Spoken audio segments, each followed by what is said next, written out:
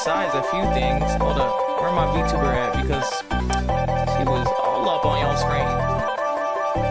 No, you can't hear me?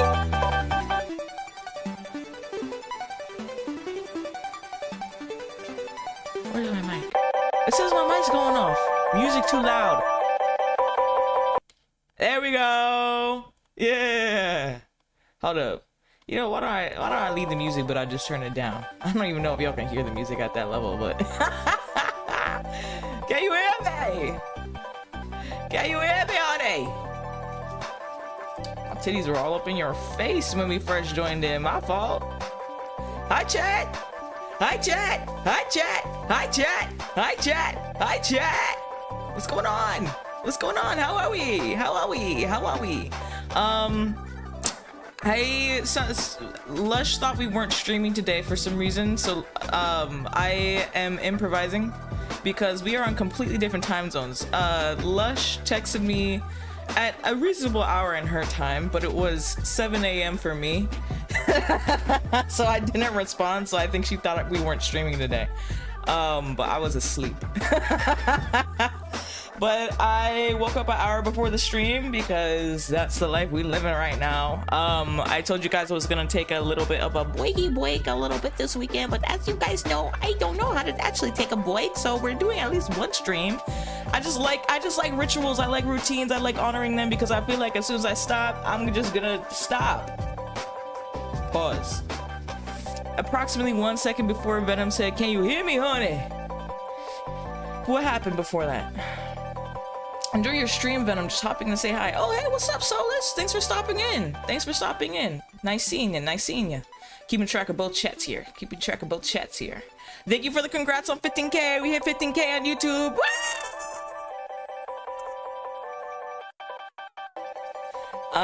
We hit 15K on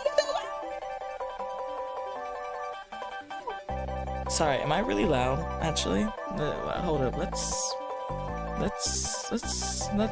make sure. Peeking the mic. Yeah, I had a feeling. Maybe I need to turn it down a little bit because that's peaking a lot just for me speaking. It's peaking for me speaking. I've been very silly this week, so we're gonna probably hear a lot more silly voices this stream because I have been very silly this week. I've been playing Roblox and doing silly stuff and making silly voices. My mods showed me how fun Roblox is. Originally I was like, oh yeah, I'm not going on Roblox, that's a fucking kids game. And then I started playing the hard games and I was like, this is so silly and fun, I love this. I just try to make sure to only play with my friends and not really play with randoms that could possibly be just, you know, I just don't play with randoms. But man, I love horror games on Roblox. I love Roblox. Today we're gonna play a Yuri game as usual on Fridays. This one, so I figure, here's the thing. One thing about me, I'm used to streams being scuffed and having last minute changes. So I said to myself, okay, Lush can't make it. I should play the game that Lush probably would have hated. Because Lush, oh, hi Lush. I was gonna play the game that I think you probably would have hated because I think it's a little bit dark. I think it's a little bit gruesome a little bit. Hi Lush! Sorry bro! I started planning for you not to show up. My bad, OG. It's called Your Glass Heart in My Hands. Thanks for the follow. Pelvic Floor Zero has joined the Legion. Pelvic Floor, that's such a funny username. Thank you for the follow, Pelvic Floor. Everybody squeeze your pelvic floor right now, do Kegels. Earth. Have fun, Sigma. You too, Lush. Let me know how you're doing.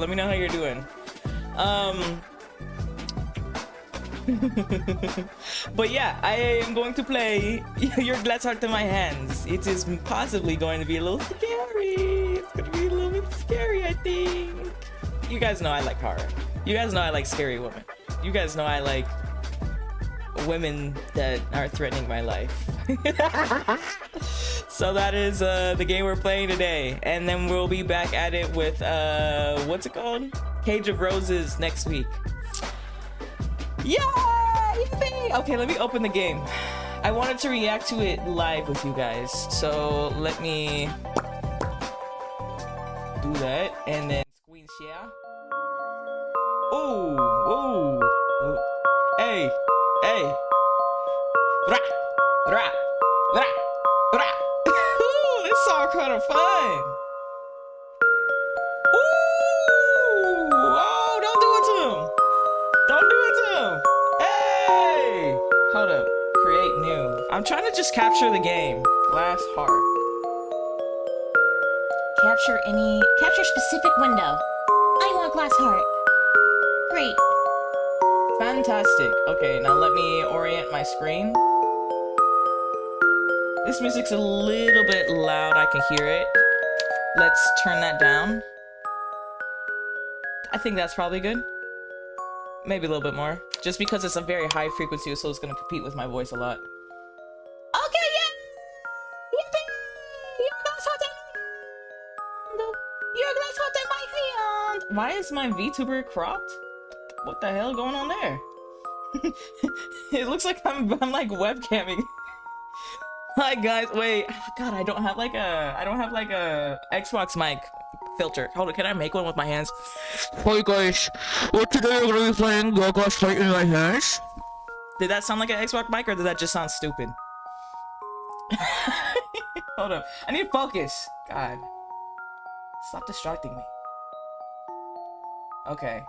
We resize that VTuber, resize that VTuber, resize VTuber, VTuber. Okay, and then I do this.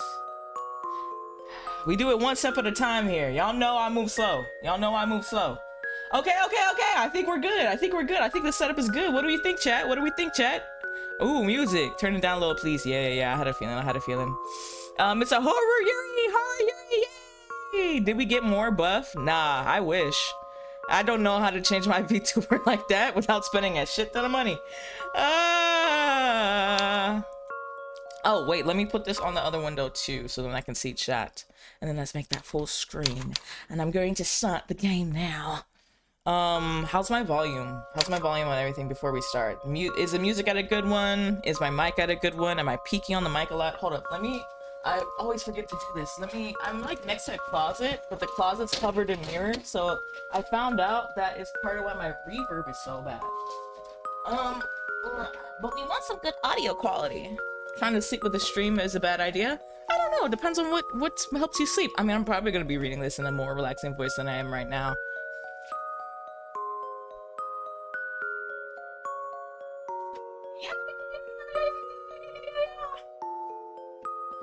I've just been having a very silly week. The week started off strange. Started off a little bit strange. I had an adverse reaction to my meds, but weirdly enough, after that, my mood has been like really high since. So yeah, I don't know. Sometimes you gotta hit a low. Sometimes you gotta hit a low to hit a high. You know what I mean? And I think I got my little low, and now I'm on my high. You know? Every once in a while, you just gotta hit a low. Okay, let's start this game. Let me get into my mental. I have a little bit too much energy for reading this. Hold up. Guys, give me a second, guys. We gotta tap into the ASMR. Why did I think that said I was gonna bust you? I was like, what are you busting me for? I'm gonna turn down this music just a little bit more. Is the music for the whole game? I want to hear this ambiance going on right now, actually. Let's play with the settings just a little bit, and let me start getting into my voice. Text speed. I like the text speed to be quick, so then I can read it all at once. Transitions. Yeah, that's good for me. Full screen. Boom. Is it still showing up good for you guys? Ooh, okay, let's go back to windowed. Yeah, that shit was the biggest fuck for y'all. Okay, wow, the screen just is messed up in general, so let's just reorient that.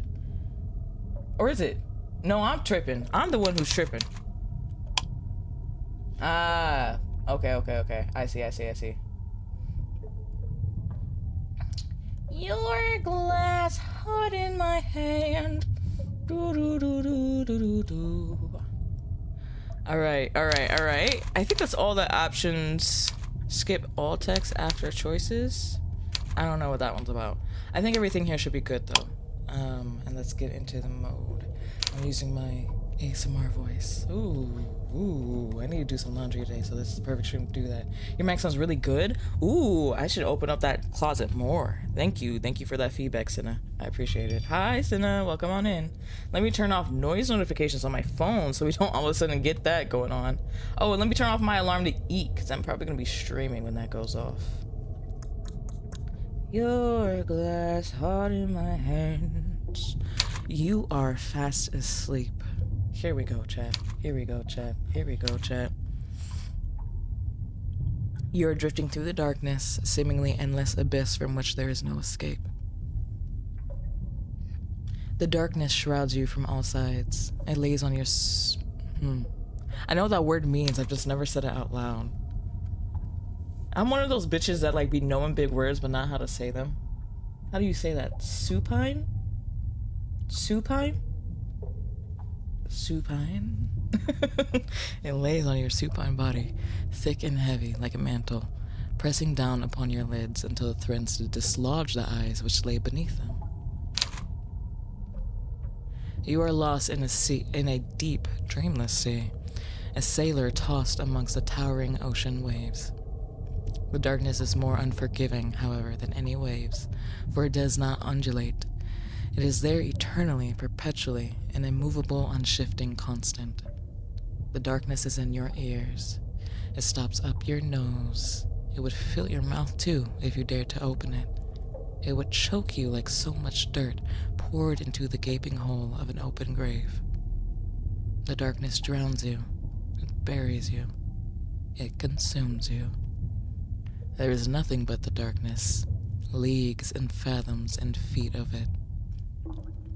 But you were a person once, before you found yourself in this sorry state. You had a name once, or perhaps you had several names, and thoughts of your own, and feelings, too. You had friends, a family, perhaps. You had a life. You might have had many lives. You are one, yet you are many, fragmented. You pass dances behind your eyelids like sharp glass, sharp to the touch, and yet will you reach out to these broken bits and pieces of your past? I'm gonna turn that up just so, oh, yeah, we're good there. Do you dare?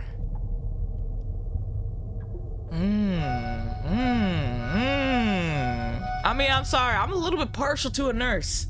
I'm a little bit partial to a nurse. I don't know about you guys. They all pretty, but I don't know. There's something about a nurse. Not a registered RN. I mean, one of these nurses, these old-timey looking nurses. That's so interesting. Oh, their faces move. Ooh, she look a little horny though. I click on her, she's like, yes. She just wakes up. She looks concerned. She's like, don't fucking touch me. She's like, please don't touch me. She's like, please don't choose me.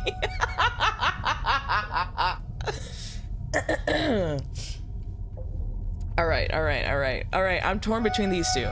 This one just because she's a nurse, but this one, she look a little horny. Is she like a maid? What's going on there? Okay. Should I do the indecisive thing where I let you guys choose? I'm gonna put a poll up on Twitch. I'm gonna put a poll up for the Twitch ones, because I'm gonna encourage y'all to start going on the Twitch. I'm gonna read the YouTube chat today. I'm letting y'all chat today, but I'm gonna start encouraging y'all to go on the Twitch. New poll. Which one? The maid, the freaky maid. She look freaky. The sleepy nurse. We're gonna put that up for 1 minute on Twitch. All right, vote. Who we talking to first? Just switched over. Yes! Welcome to the Twitch pelvic floor. Misty Quigley. Oh, I see it. I see the Misty a little bit. I think if I went over to Misty quickly though, she would have just had a big creepy smile like, yeah. Like, yeah. Would you like me to move to Twitch in the future? No, Leo, you're fine. You're fine. Especially because you're also moderating, so I appreciate you. I'm just trying to get the people, the viewers on YouTube over on Twitch. Okay, we looking like we lean into the sleepy nurse. We're leaning to the sleepy nurse. Hey, you know what, Leo? You want to just tell me your vote if you like? Just to count it in? I think the sleepy nurse is going to win no matter what, though, because it's beating it by 3 votes.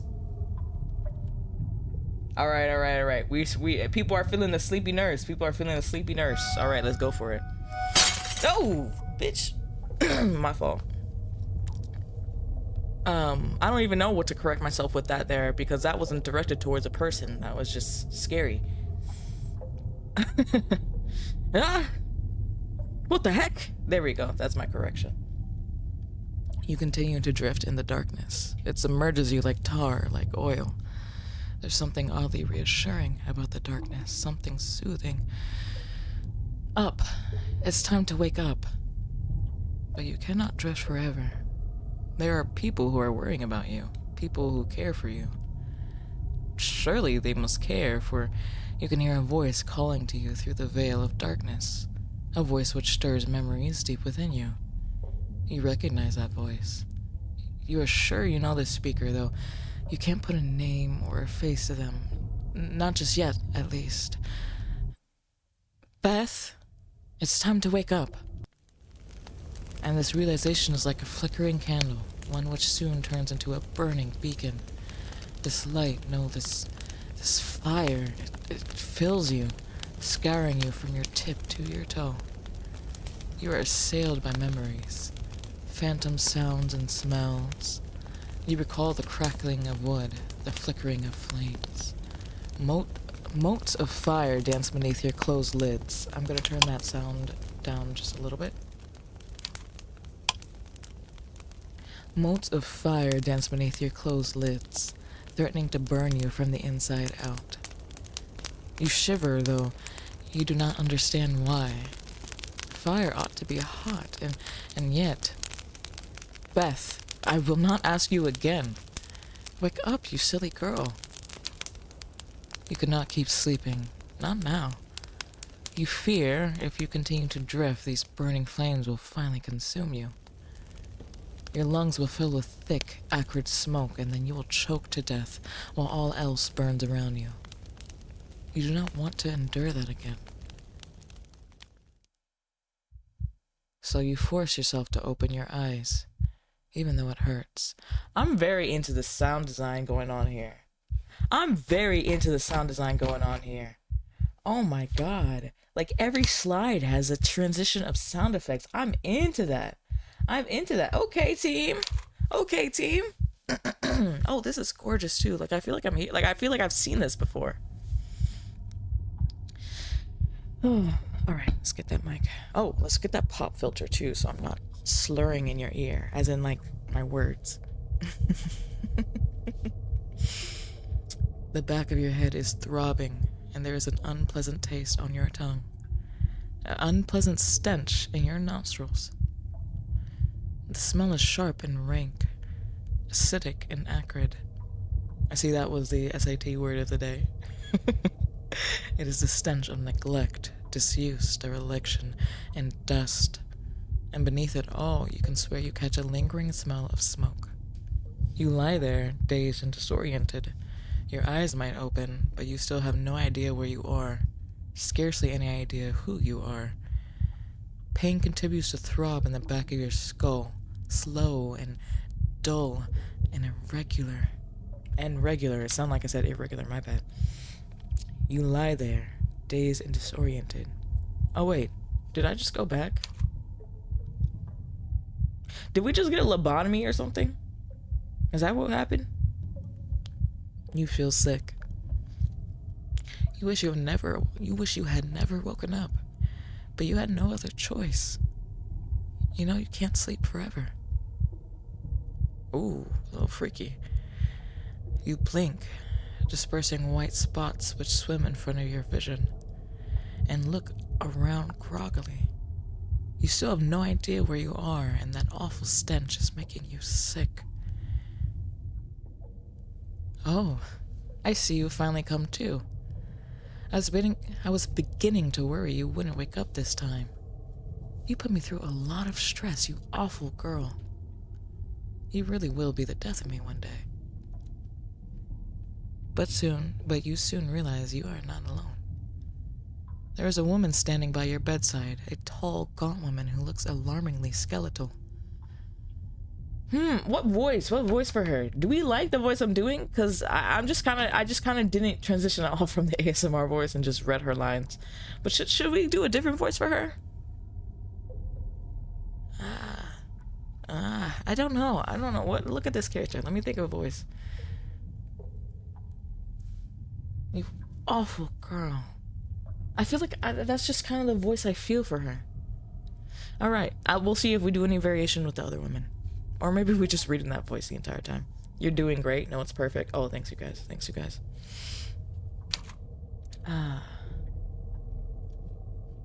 Let me double check something real quick. I'm just double checking that the YouTube chat isn't still subscriber only. Actually, no, I'm not gonna check that. Ah! Sorry, that was a song that popped up on my feed that I wanted to listen to later. Okay, YouTube, just let me know if it's subscriber only right now. The woman is skinny to the point of emaciation. Emaciation? Is that how you say it? Emaciated. Emaciated? Emaciation. With pale flesh which sits a bit too close to her bones. Her eyes are an unsettling crimson, and her under eyes are dark. The bags beneath her eyes are so black her irises look as though they are set into two blank staring holes. This offers the peculiar woman an uncanny quality, as if she's observing you from a great distance. Ooh. See, okay. I like the way this is described. I'm enjoying this. It's really setting the scene. I always get a little bit wary when these visual novels start describing people as like skinny, but like this one very clearly makes it clear that like it's part of the, well, not to say that skinny people are unsettling. I'm fine with people being skinny. I just feel a little bit weird the way some visual novels go about describing it. But I kind of like that this one, it's an important detail to describe that this woman's a little bit unsettling because she's unsettlingly skinny and she kind of looks like she's tired and half dead. And I'm enjoying the way that's being described as well. It's very clear that there's something a little bit uncanny about her. Well, they literally use the word uncanny. Her hair is dark and straggles loosely around her shoulders which are gaunt, sharp, and bony, just like the rest of her. She wears the attire of a nurse, white apron, blue gown, white stockings, and black boots, and her mouth is concealed by a surgical mask. You cannot see her mouth, but you can gauge her expression from those awful eyes of hers alone. Oh, so we're not enjoying her presence at all. She also has red eyes. I wonder if that means anything. She is looking at you with a detached sort of curiosity, as a scientist might observe a specimen, one which has been pinned down on a board, ready to be dissected. Her intrigue in you is of a surgical kind. Her red iris is so unnerving you shudder. You could not say you trust this woman. But at least your dreams of fire have faded into the background. You could not think of fire when you look at this woman. She's much too cold for it. An ice sculpture brought to life. You look at the nurse uneasily. You do not trust her, but you still ask where you are, what is going on. You have nobody else, after all, to turn for answers. She is the only other person here you can talk to. Oh? The nurse raises an eyebrow. Do you not know where you are? Mutely, perhaps meekly, you shake your head. The nurse looks at you coldly. You think that everything she does must be cold. Then says, "And do you know who you are?" This question is even more pointed than the last. It lacerates you. Just like broken glass, you tremble. This ought to be easy enough to answer. How can you not know who you are? And yet, you should know this. The answer is on the tip of your tongue, but when you try to grope for it, you are met with nothing save, well, nothingness. There's a hole in your head where memories ought to be. You can feel the empty, aching lack inside of your skull throbbing. Your sense of self has slowly leaked away while you are lying in your hospital bed in this dark and dingy room. You ought to know who you are. But you do not. Your own identity is a mystery to you. You do not know your age, nor your occupation, nor even your name. You could be a queen, for all you know, the sort with power to order executions, and you would have no idea. You've never felt more lost before. Or at least, you think you've never felt so lost before. How can you be sure of that, however, when you can't remember anything past the present? All you know is this hospital bed. The only face you can recall with any clarity is that of your nurse as she stands beside you. And even then you can only see half her face. I was gonna say smoker voice and just saw the cig. Well, I guess I kind of naturally have that a little bit. The surgical mask obscures her mouth. You cannot remember the faces of your parents, if you even have any. Oh, we're gay and unwell. Hey, it's just like real life. It's just like real life. Gay and unwell. You cannot recall any brothers and sisters, aunts and uncles, nephews and nieces, family, friends. You cannot recall a single thing. Mutely, you bite the inside of your cheek. You bite a little too hard, and your teeth shear through the soft, inviting flesh within. Blood begins to bubble from the wound, sharp and coppery, and you wince. The nurse, meanwhile, clicks her tongue. I'll take that as a no, then. That is unfortunate. Here, you wince as if you failed some sort of test. Have you let her down? But that's all right. That is what I am here for. You cock your head at your nurse curiously. What does she mean by that? I know who you are, the nurse continues, her voice a dull monotone. Oh, a dull monotone. I know who you are, the nurse continues, her voice a dull monotone. Even if you don't, that is my job. Now listen, you are a young lady of some renown. A young lady? You cannot recall being a young lady, but by the same token, you cannot remember being a scullery maid, or a farmer's assistant, or a spinner, either. If you had to be anything, you suppose you could do much worse than being a lady. It is only one step down from being a princess, which is one step down from being a queen. If you have to assume any identity, you could do worse than being a lady. But you could also do far better. Ladies have less power, after all, than the lords who father them, the lords they wed. Yes, you think as you sit there, you would far rather be a lord. You do not know much of yourself, but you cannot imagine you have ever wanted to be a lady. You are out riding, the nurse says, her voice dispassionate. On your horse when you had something of an accident. An accident? Indeed. You slipped and you fell, and you broke your leg.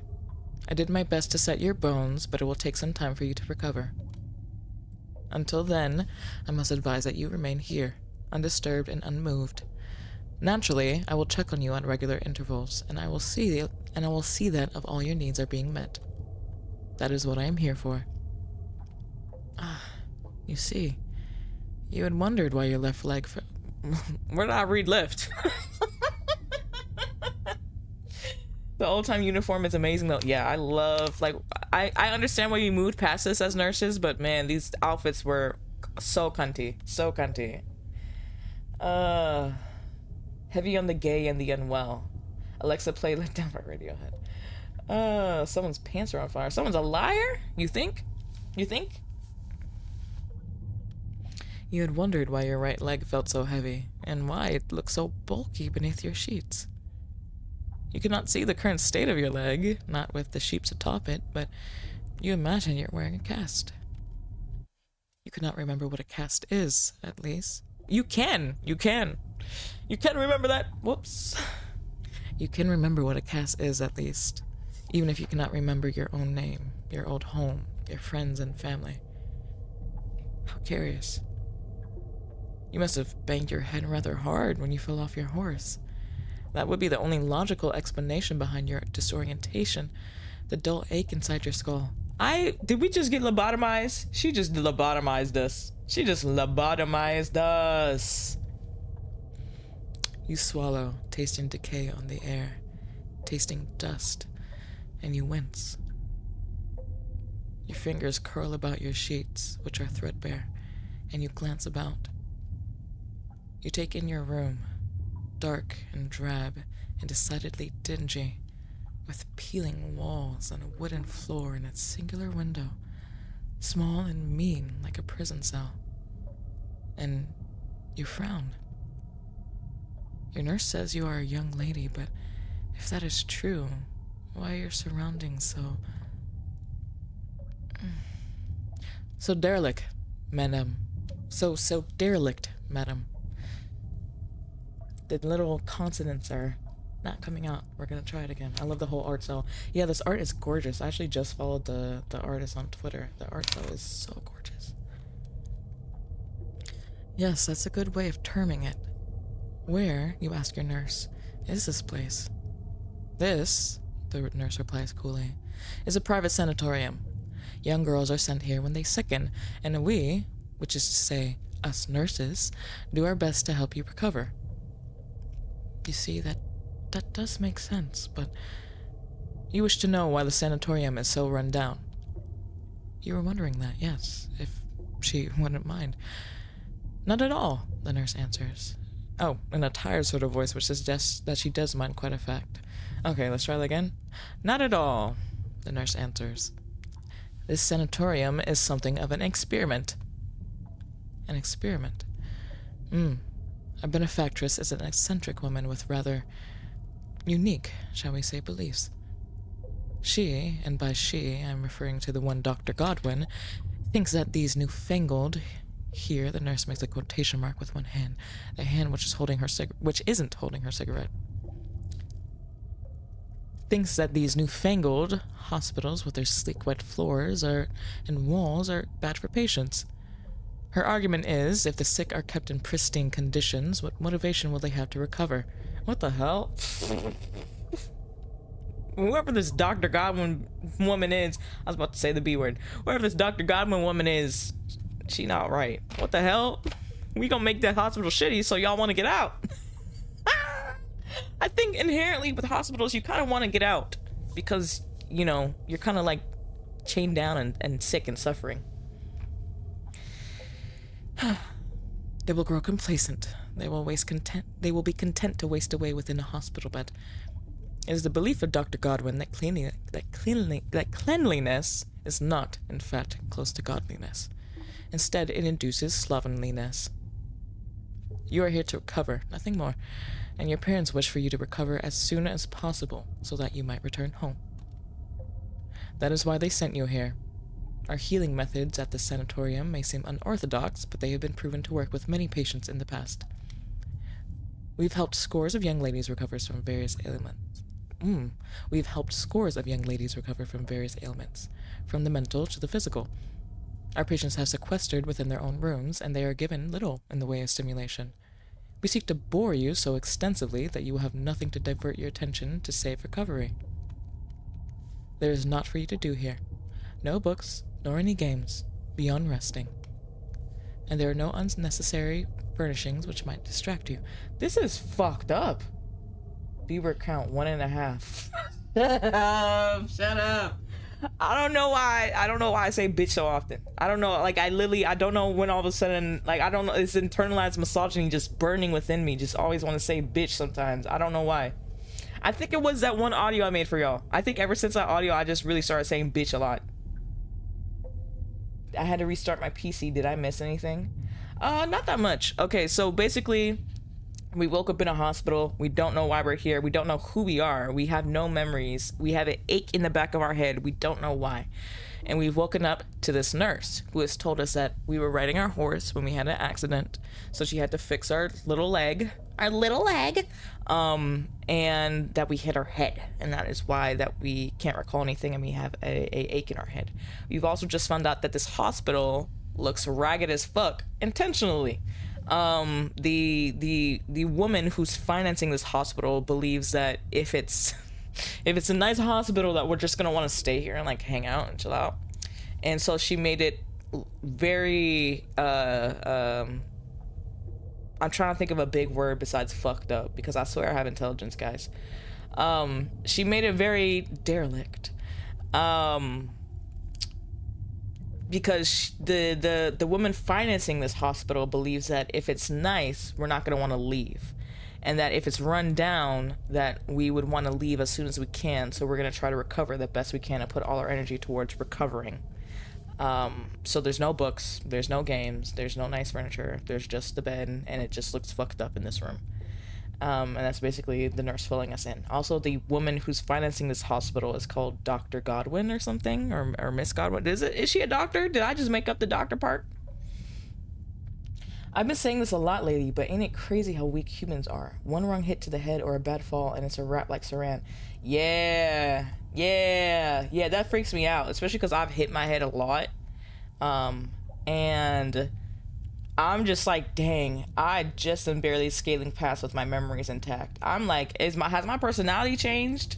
Has my personality changed during one of these concussions? I wouldn't know. We are incredibly fragile. We're very incredibly fragile machines.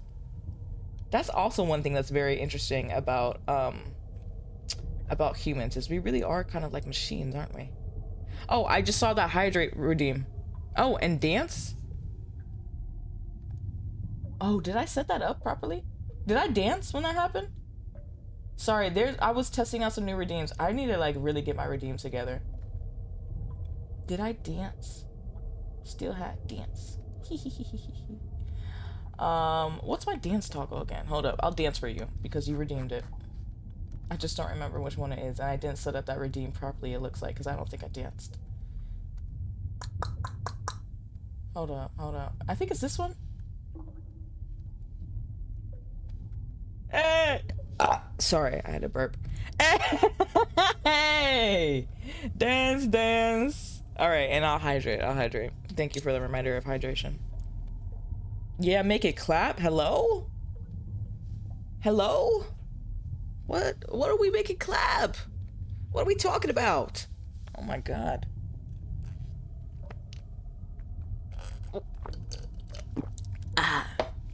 Yummy. Yummers. Cool. Who said that? Yeah, I don't know who said that, Cinna. Can you look in the chat and ban them? It was a ghost. No. I want you to go in the chat and ban that person who said make it clap. Can you do that for me? With your hands, of course. Oh, yay! Monty's been sending me videos trying to teach me how to clap my ass. Anyway, let's play this game. And there are no unnecessary furnishings which might distract you. These rooms are kept strict and Spartan for your own benefit, and if they are a little run down, well, that only aids us with our goal of recovery. I cannot imagine many girls, especially not young ladies, who would wish to stay in a pile like this for very long. I almost feel like I'm adding a little bit too animation to her voice because she's supposed to be monotone. The nurse glances about her nose wrinkling. You watch her brow as her brow furrows, then she says, "So, you must do your best to recover. Get a lot of sleep, and who knows? In time, you may be able to escape from this place." I don't know. Let's try that line again. So, you must do your best to recover. get a lot of sleep, and who knows, in time, you may be able to escape from this place. I imagine she would do like a fake little smile there.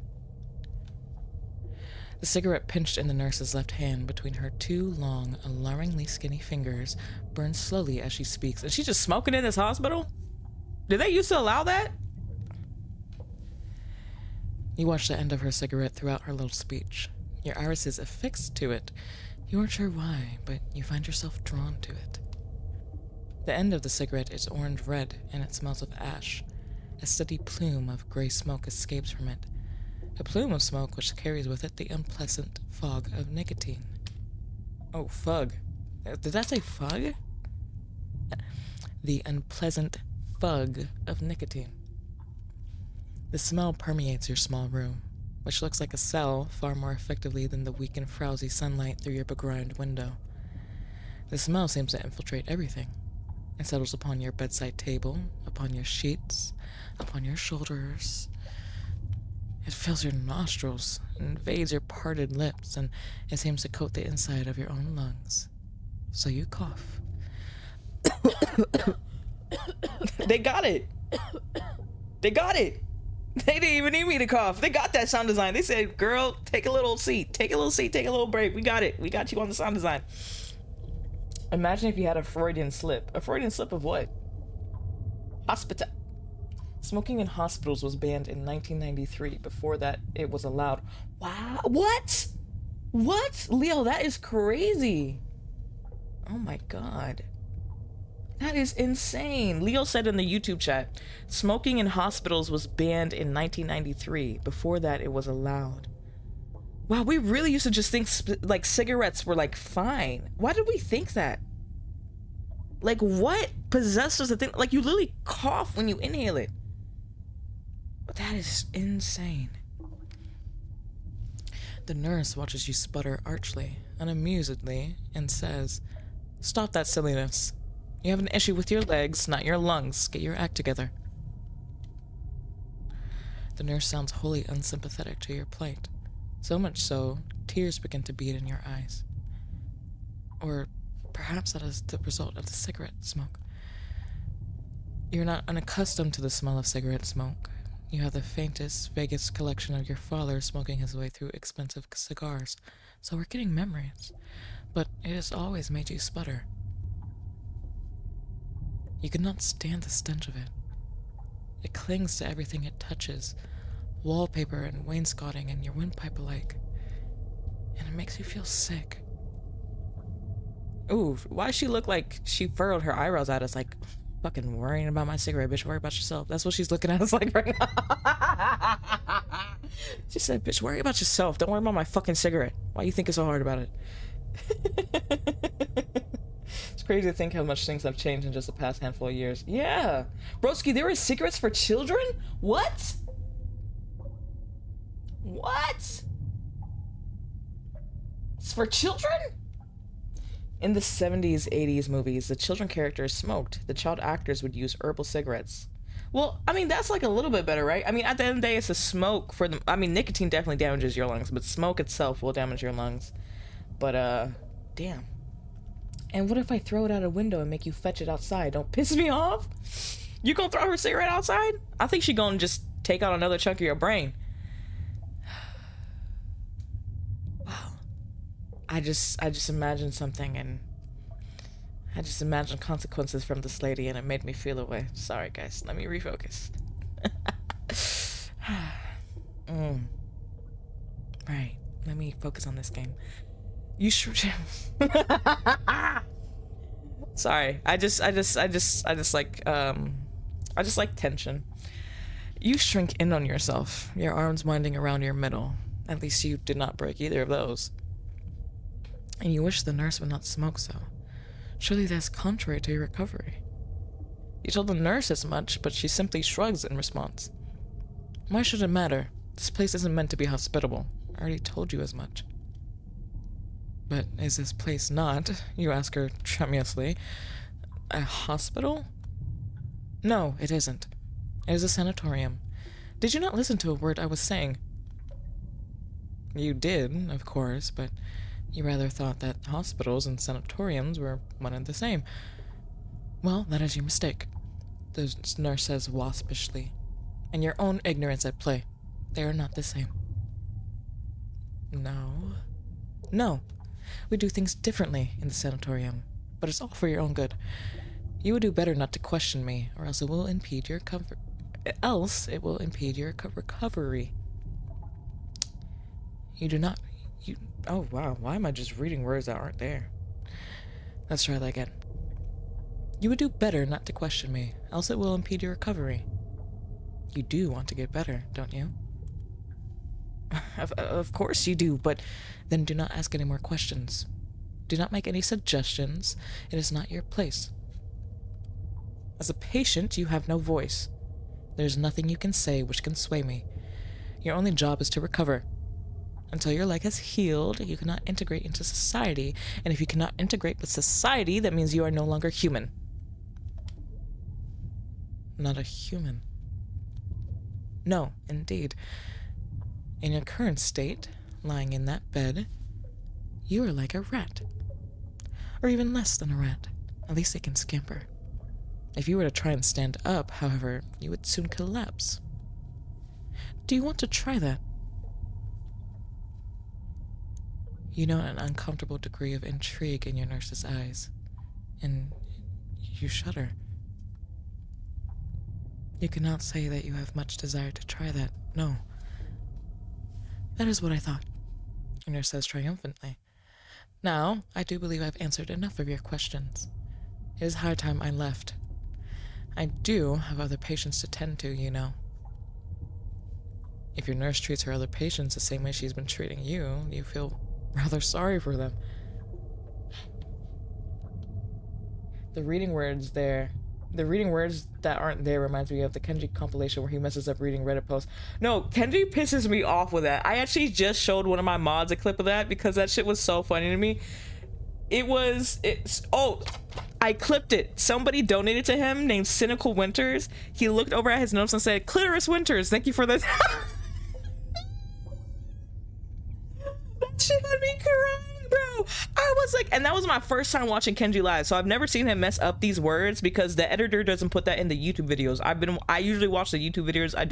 I just started watching him live. And so I'm able to learn that he does this, and it literally said Cynical Winters very clearly. And also, like, there's a few different words you can mix up with, right? You know, cynical, cyclical, cycle, circular winters. Why did this man say Clitoris Winters? He read that sub and said, "Clitoris Winters, thank you for the 36 months." And then he looked all confused and he said, wait, that didn't say that. "Cynical Winters, thank you for the..." Kenji streams are so fucking funny, bro. Oh my god, I wish I was as funny as him. Oh my god, I wish I was as funny as him. Not even close. I'm not even close as funny as him? That's so mean. Oh wait, I think you meant not even close, like clitoris to cynical. That's what you meant, and that's what I'm gonna tell myself. Alright.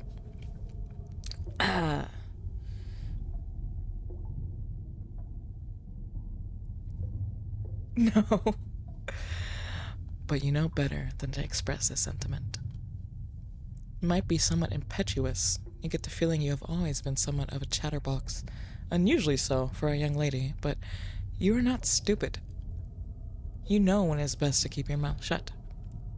And keeping your mouth closed seems like the only sensible course of action in your nurse's company. If she insists upon smoking all the time, then you would prefer not to breathe in these acrid fumes. She says that her smoking is in the best interest of your recovery, but you are tempted to call her bluff on that one. You rather think that your nurse is doing whatever she wants, all in the service of making you squirm. Make me squirm, lady! Ooh! Sorry. I will be going now, your nurse says after a small pause. That was a little bit loud. I don't know if she would be that loud. I will be going now. She waits, perhaps hoping you'll ask her to tarry a minute, to stay by your side, to think twice about abandoning you, please. But you do not say any of these things. You do not want to give her the satisfaction. In any way, you think you would prefer it if she did leave. You cannot say this meeting has been particularly pleasant. I will see you later, your nurse says stiffly when she realizes no pleas for clemency are forthcoming. I will be back with your dinner. You need to eat more. You're such a wisp of a thing. It will fortify you. Until then... Wait. She squinted a little bit. No. Not auto mode. What is auto mode? I will see you later. It will fortify you. No. No auto mode. Your nurse turns. You think that she will depart, taking her cigarette with her and its noxious fumes. But once more, she confounds you. She left this cigarette with us, didn't she? She lets her cigarette, now burned down to a stump, fall from her long, elegant fingers. Oh, so it's done? Then she crushes it beneath her heel. Slowly and methodically, as one might stamp a spider to death. When she draws her foot away, the cigarette is a sad and crumpled husk of its former self, its back bent, ash scattered across the warped and wooden floorboards. At least it has stopped smoking, but the smell remains. Your nurse looks at the disfigured remnants of her cigarette archly, her expression unfeeling. So do you. There's a pause. And then, your nurse finally walks away. I want to get a little water. One second. Give me a second. I want to open a little water. I'm opening a little water? What did I just say? Chat, we're not. Chat, y'all can talk about that while I go open some water, apparently.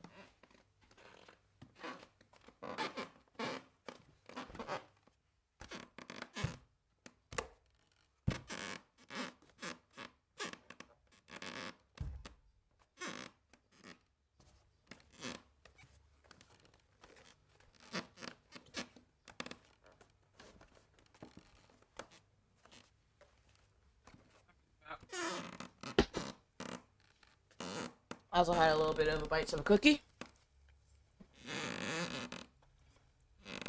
What is all that movement? What are y'all hearing? What's that sound? Creaking? That's a game. Y'all just find out I have a possession in my home without me. Oh yeah, that's a game. This image is so creepy because it almost looks like a person. I'm in bed thinking about that nurse.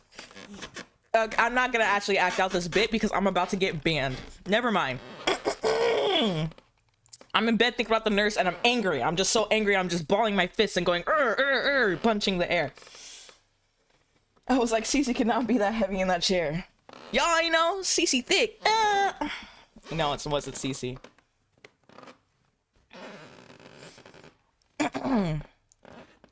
Why my light go out? Come on. I don't want to be scared. Turn the light back on.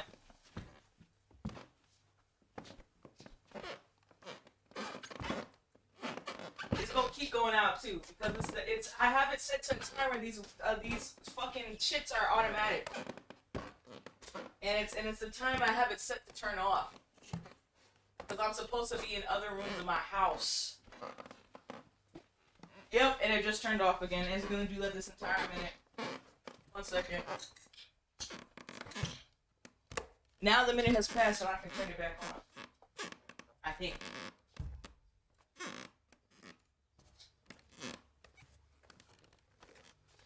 Okay, now you stay on. Stay on. Quit fucking playing with me. I'm playing a little bit of a freaky game. Bitch! Oh, I'm about to fight you. Stay on. Why do I say on like that? Stay on! Stay on! did I say stay on? Why do I say things like that? Where am I from? Stay on. Stay on. Maybe if I do that voice. You need to stay on. I think it's staying on now.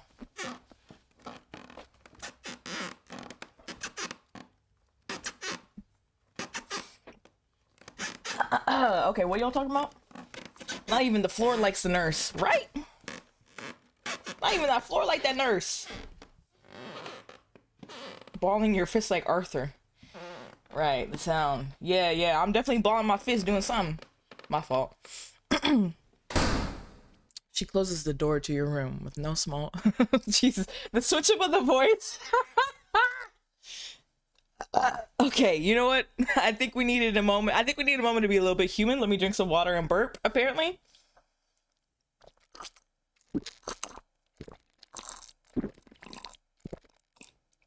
Can you guys hear it in my throat? Hold up.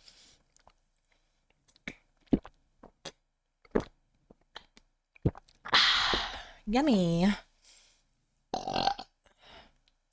All right. Sorry, guys. I know you hate burping. I'm sorry. She closes the door to your room.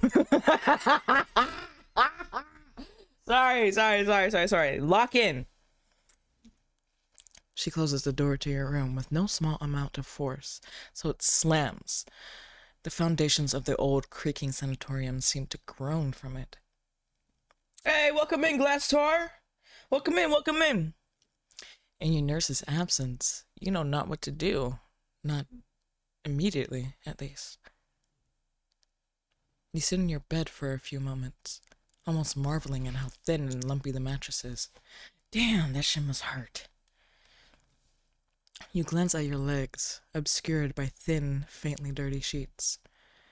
You cannot see your legs, but... Sorry. You can see the sheets are distended on your right side. A shallow hillock. I read something else.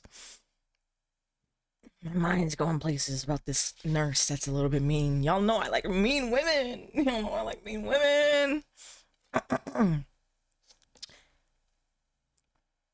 A shallow hillock, which suggests your leg has been constrained in some sort of cast.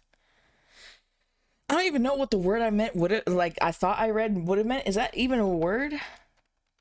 Hillcock. Is that a word? No. I just read some made up shit. You're momentarily tempted to peel the sheets back and examine your leg, so as to verify everything your nurse told you.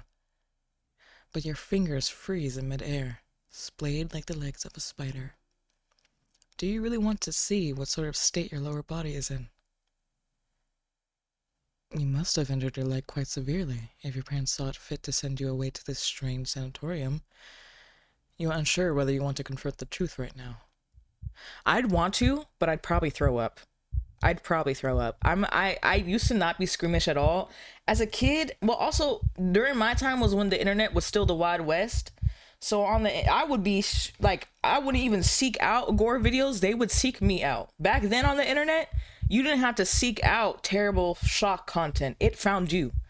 And so I was a lot less squeamish when I was younger, but I'm like super squeamish now. Like blood makes me want to throw up and faint. And I used to fucking lick my wounds as a child. I used to lick other people's wounds as a child, which is pretty nasty in hindsight, but that was my thing back then. I was like, oh, I'm a cannibal, I'm a vampire. Oh, you got a cut? Let me lick it. And now I bleed and I start getting woozy, you know? But I would want to see it. I think I would want to see it. I'd want to see my leg in this scenario. And in any event, your leg scarcely hurts at all. It is your head instead which is pounding, and the lingering scent of nicotine hardly helps. Why, you wonder, did your nurse have to stub her cigarette out on your floor? Beans? What are you talking about, chat? What are you talking about, beans? What are you... That can't be hygienic. You are certain she must have violated some sort of rule. Perhaps you can tell a doctor about it later, provided there are any doctors here to see you. So far, you've only seen your nurse. But you've only been at the sanatorium for one day. There must be other members of staff you can talk to. Other nurses and other doctors. Maybe your nurse's eccentric overseer, this Dr. Goodwin, will even pay a visit to ensure things are ticking over and the patients are well treated or poorly treated, as the case might be, given the mission statement of this place seems to put discomfort on a pedestal. Still, you can't imagine even a strange establishment like this would turn a blind eye to smoking in a patient's room. You will tell a doctor about this tomorrow, and perhaps a new nurse will be assigned to take care of you. Yes, you think with a small sigh. That's what you'll do now.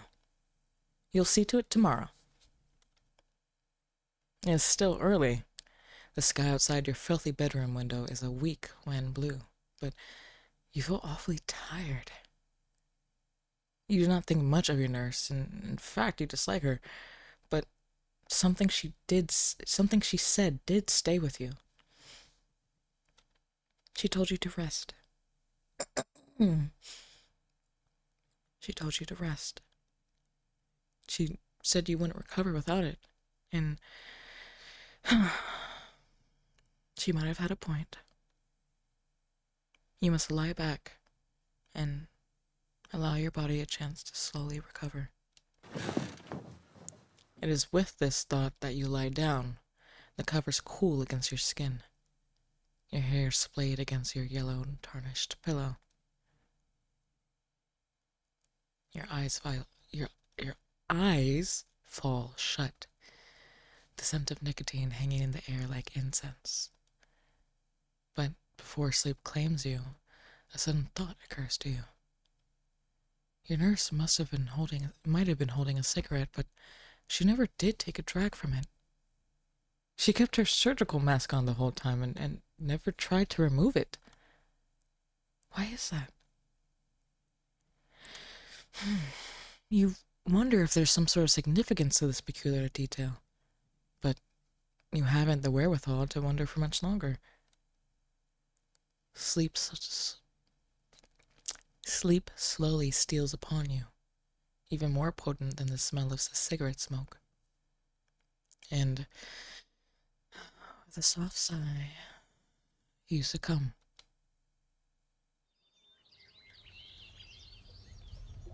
You awake early the following morning to the twittering of so many starlings on the boughs of the tree beyond your bedroom window. You are unsure for how long you slept. You cannot see any clocks in your room, but you feel more well-rested than you did the day prior. Decidedly more alert. The ache in your head has subsided somewhat, and you feel sharper for it. We're starting to stutter a little bit. Maybe I should slow down. I'm not sure.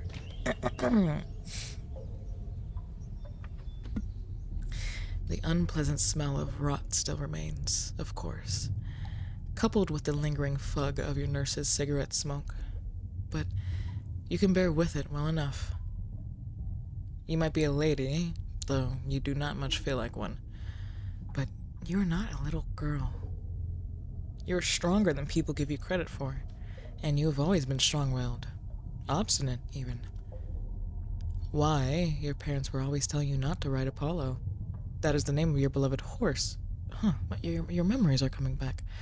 Your horse, Apollo. As often as you did, your parents told you not to ride him through the grounds, but you did not listen. Nobody has ever been able to tell you what to do. You know that. You've always been a law unto yourself. Your hair loose and streaming around your shoulders, your shoes forever muddy from their forays into the forest. Your mother would tut when you tramped into the house, traipsing dirt behind you. And she would ask you what in the world you had been doing, gallivanting off like Lady Godiva. Naturally, you would smile at your mother and tell her not to be silly, that you were nothing like Lady Godiva. You at least did not go riding your beloved stark horse. Oh, okay. You, at least, did not go riding your beloved horse stark naked. Yes, you can remember all this now. These details about your past life. once forgotten, taking form in your head like a jigsaw puzzle. The holes in your head have been filled, the nooks and crannies in your mind stuffed full of memories. But even then, you still can't remember your name. Now this is aggravating. What a bother. You can remember your mother, a silly, easily startled woman who reminded you of an ostrich, and your father, a red rotund figure forever with a cigar in one hand, but you cannot remember you. Your memories are a blur.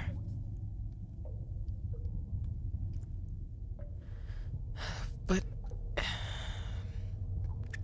you're sure you will recall who you are in due time. You need only wait for it. That is what your nurse told you last night, at least. But you've never been very good at waiting for things. You have always been far too impetuous. You used to drive your poor governess to distraction when you still had one. You made her cry on more than one occasion, and you are certain you put pins inside her shoes several times. My goodness, you really were naughty. Is it any wonder that your parents sent you off to a sanatorium like this to recuperate? Doubtless, they were hoping it would knock some humility into you. Perhaps this was meant to be a punishment then. Is that why your nurse insisted on smoking around you? You look at the memento your nurse left behind during her last visit. The cigarette bent back on the ground. And your nose wrinkles. You cannot stand smoking. You think it's a dirty habit. Did your father give the nurse permission to do that? You will have to speak to a doctor about it. Such conduct is unacceptable. You're sure you will see a doctor in due course. Oh my god, Doobie! Hi! Hi, Doobie! Hi, Doobie! Hi, Doobie! I don't have the command. I don't think I have the shout out command set up.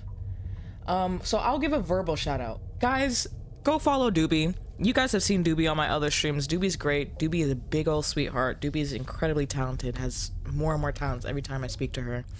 And she's been playing Red Dead Redemption. She's been making me want to play Red Dead Redemption again. So go give her a follow. She's hilarious. She's very smart. She's very talented. And she's very good at random accents. So go ahead and follow on Doobie. And I'll like manually link it. Let me manually link it. Boom. Okay, guys, go follow Doobie, please. I need to set up one of those shout out commands. I need to, in general, just set up Twitch properly. Hi, Doobie. Yes, we're playing a Yuri game. It's like a gothic Yuri. I think it's a little bit of a horror Yuri. And my stream just broke. Sob. No, Venom. When am I gonna invite it to Yuri lunch? Oh my god, do you want to be on one of these? Shit, yeah, you could come to one. Also, that helps because a lot of these have like a lot of femmes in them, and me and Lush struggle with. We can't play any of the games that have like 2 femmes because it's just awkward. So I can invite you on and just do my best, or like butchify one of them a little bit. There's already one. I think I just did it wrong. Oh, I have a shout out command. I'll be your femme baby girl. Yes, Doobie. Yes, Doobie. Why the fuck you guys decided to stream during my work day? I'm so sad. I'm sorry. It's supposed to be lunch break and you're supposed to be able to watch it later. And it was this time because Lush lives on the other side of the world. So this is 12. Like right now, it is like 1 a.m. for Lush. Right now, it's like 12 or 1 a.m. for Lush. So we had to find a time that was compatible for the both of us, that we'd both be awake, where it's not the ass crack of dawn for Lush and not the ass crack of dawn for me. And that time that we had in common, that was one where we could get people from both areas, was 12 p.m. Eastern time, 12 a.m. her time. Sorry, but Lush isn't here today. We had a little bit of a miscommunication this morning. Lush thought we weren't doing the stream, and messaged me 7 a.m. my time, 7 p.m. her time. But yes, this is a Yuri game.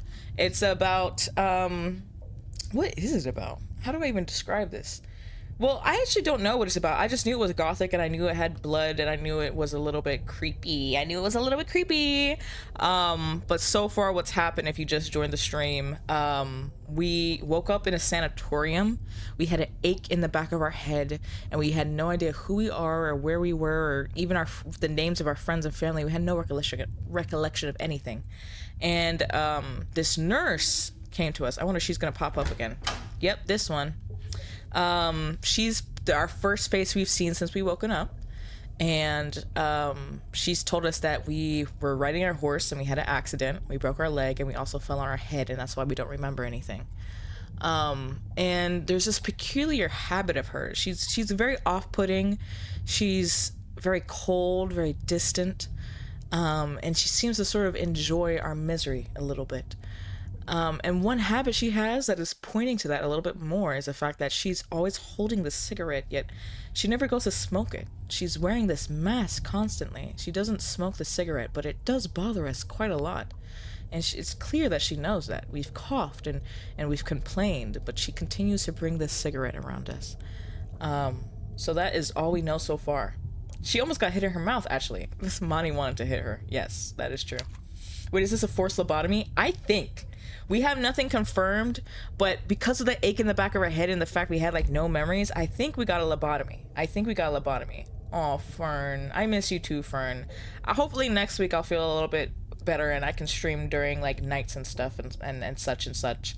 But yeah, the past 2 weeks I've just been a little bit burnt out. We're in a mental hospital right now, so grippy sock vacation. Grippy sock. I'm about to grip something. Ooh, sorry. I like mean women. But yes, that is everything that's happened so far. So, you're awake already, are you? Good. That saves me a lot of trouble of needing to stir you.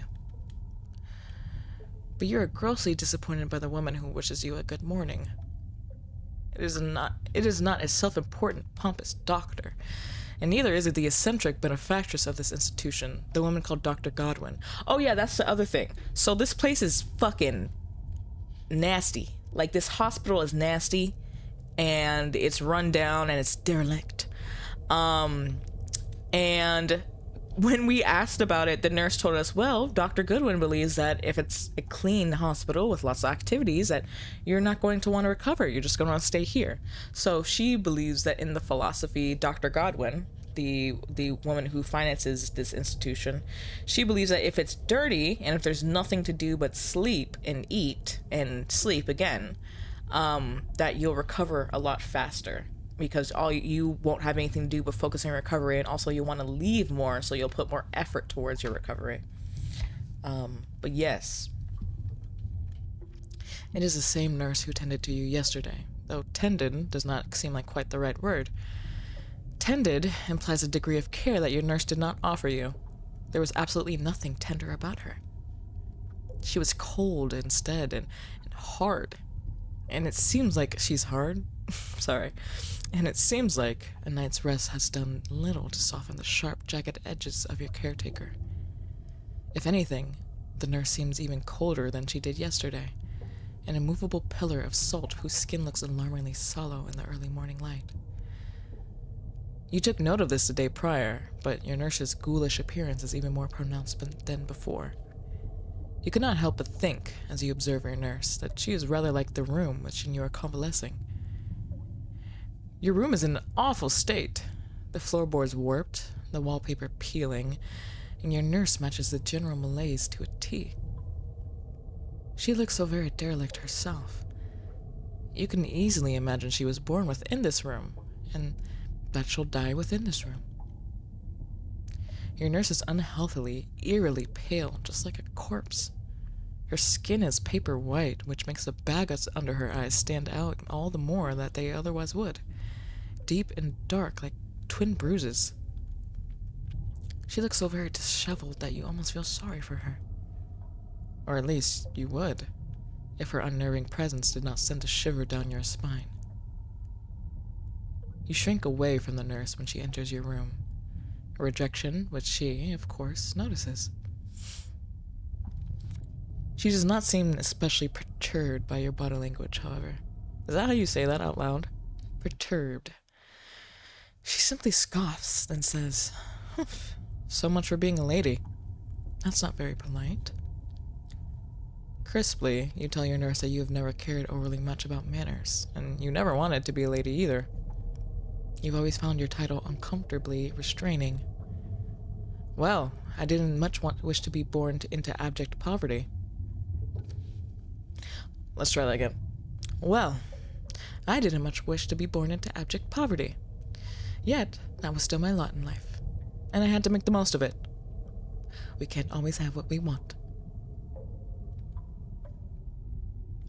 Of course, you are well aware of that. You are not a child. You do not wish to be languishing in the sanatorium with a broken leg, yet here you are. Yes, indeed, here you are. Though I wish you would not use such melodramatic language. You are hardly languishing. I am taking good care of you, though heaven knows I don't get paid enough for it. Why, I don't get paid at all. I'm doing solely out of the goodness of my own heart, if you can believe that. Oh, so she's here because she likes fucking with us. Oh my god, she's turning me on! Fuck! God. Sorry, chat. I don't know why everything, like, it's just instant, too. She hasn't done much for me to be already just kind of falling in love with her. I don't know what's wrong with me, chat. She's just here because she enjoys misery. Sorry. Where were we? She's right to be skeptical. You cannot believe it. Your nurse is so dried out and desiccated. You find it hard to imagine a creature like her has a heart at all. Somebody said catheter, please? What? What? Somebody in chat said catheter, please. Get up, I beg of you. I'm up. You know what else is up?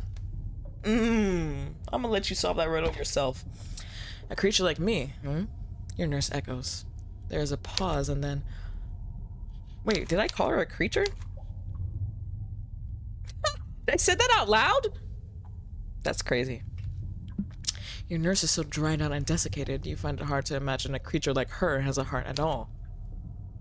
A creature like me, Your nurse echoes. There's a pause and then... Oh well. Suit yourself. I can tell that you're in a bad mood this morning. That's funny, coming from her. But I will not wash my hands of you. It is still my job to help you, whether you want it or not. Now let's see if we can get you out of that bed, since you claim you have been left to languish. That might bring some color back to your cheeks. Your nurse lets her cigarette drop to the ground as she speaks, though she only just lit it.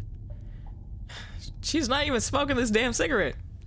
The cigarette is not yet burned down, but she stubs it out regardless, crushing it out beneath the sole of her boot. Right. Right. You watch as she grinds the last sparks of life out of her cigarette, and as she does, you frown. Isn't that a waste? I suppose so, your nurse says with a careless shrug. Still, the world is full of it. We waste a lot of things. Time and money and even our own lives. The fate of a single cigarette is hardly worth worrying about. Yes, you know that, and it's not as though you were worrying. You simply thought, given her claims that she'd been born into abject poverty, she would care a little more about burning money. Oh, what is this? Your nurse asks. Don't tell me you're worrying about me. No, you reply stiffly. You won't tell her that. Why would you, when it would be a lie? You were simply making an observation. Ah, I see how it is. Well, let me make an observation in turn. You are being a selfish, ungrateful little bitch. But that is fine. I am accustomed to dealing with difficult patients. It's all part of the job. Now come here. Your nurse approaches, then hooks an arm around your shoulder.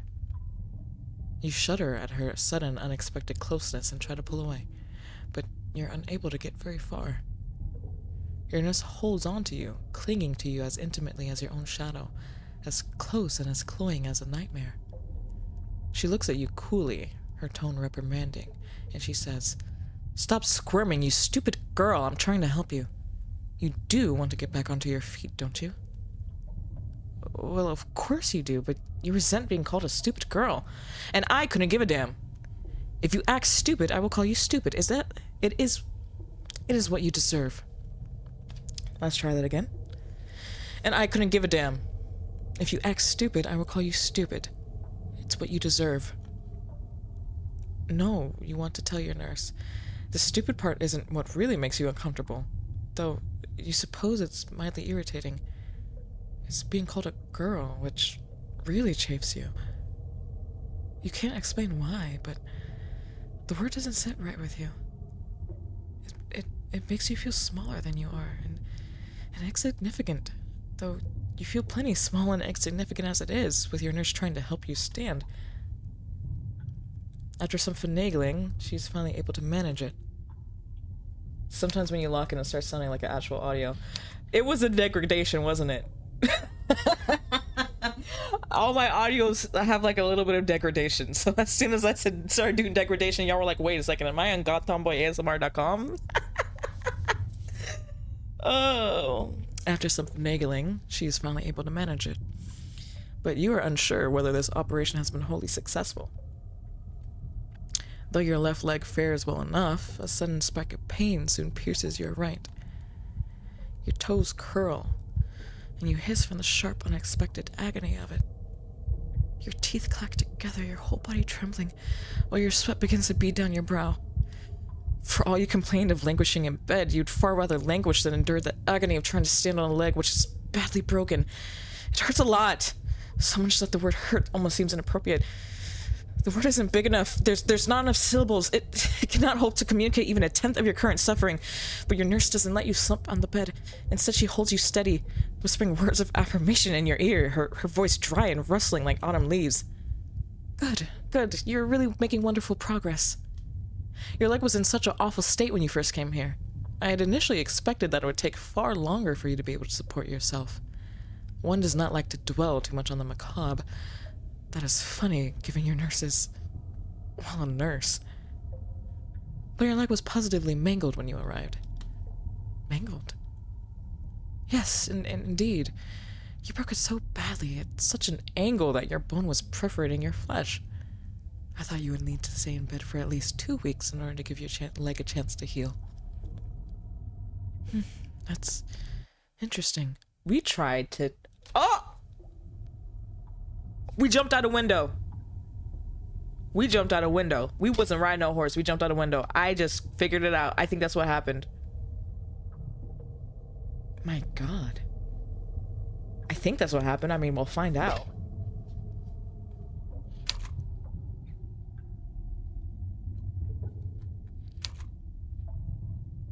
I think we don't seem like we were really happy with our lives. I thought there was a fire. Oh, you're right. There was a lot of things about a fire, wasn't there? Maybe we jumped out a window to escape the fire? Or maybe someone tried to kill us and tried to burn away the evidence. Huh. I kind of like the mystery aspect of this. I like that. Perhaps it is for the best that you didn't let your morbid curiosity get the better of you yesterday, then, and you didn't try to examine your leg as it lay swaddled beneath your sheets.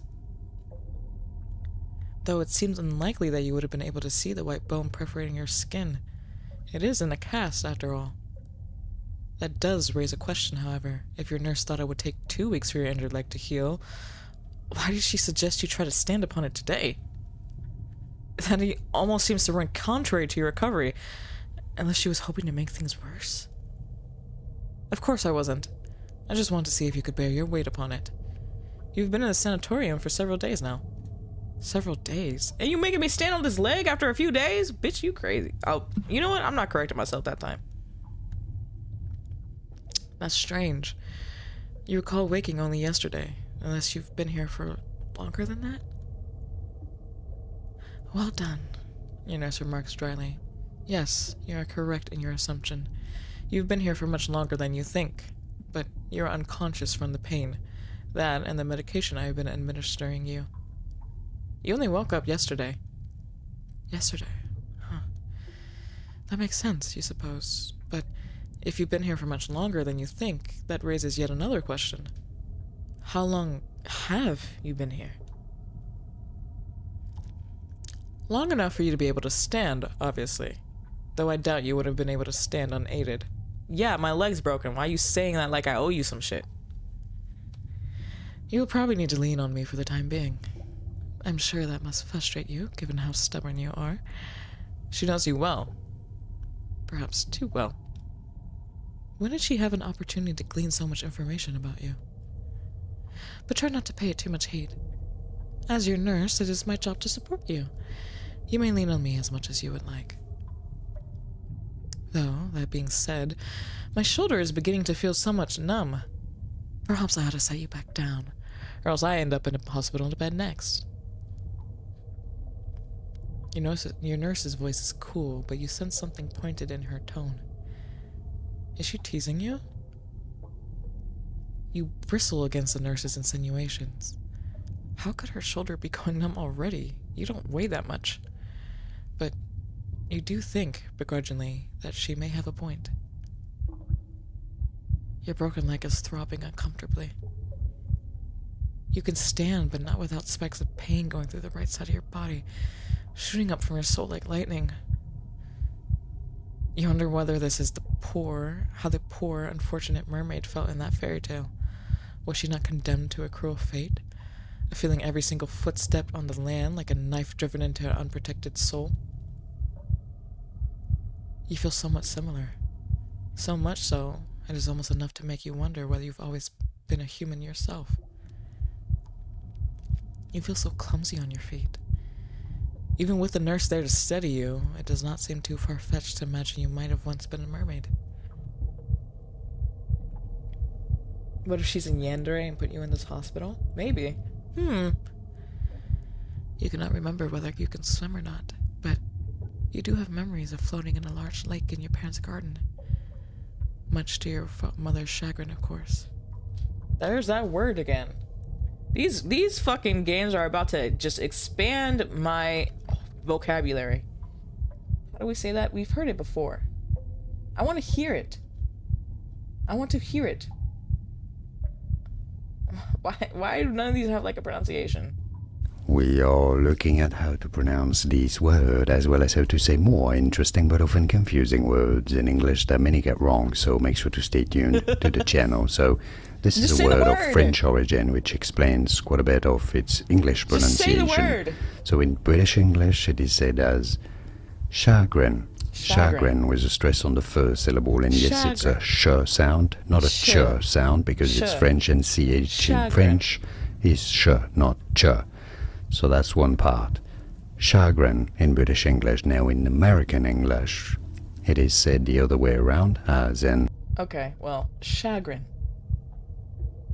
Chagrin. Y'all said, what the fuck? Jump scare.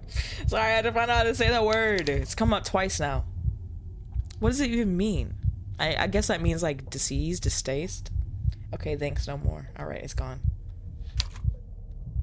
Did you choose the longest video? I chose the video that popped up. Fuck. Perhaps you can swim then. You might get along better in the water than you do on dry land. Your every footstep agony. Sweat beating like bullets on your brow. You try to breathe and... You almost regret it. You can still smell the fog of cigarette smoke. Faint, but undoubtedly present. The smoke unfurls inside your nostrils. It curdles within your stomach, just like spoiled milk, and you start to sputter.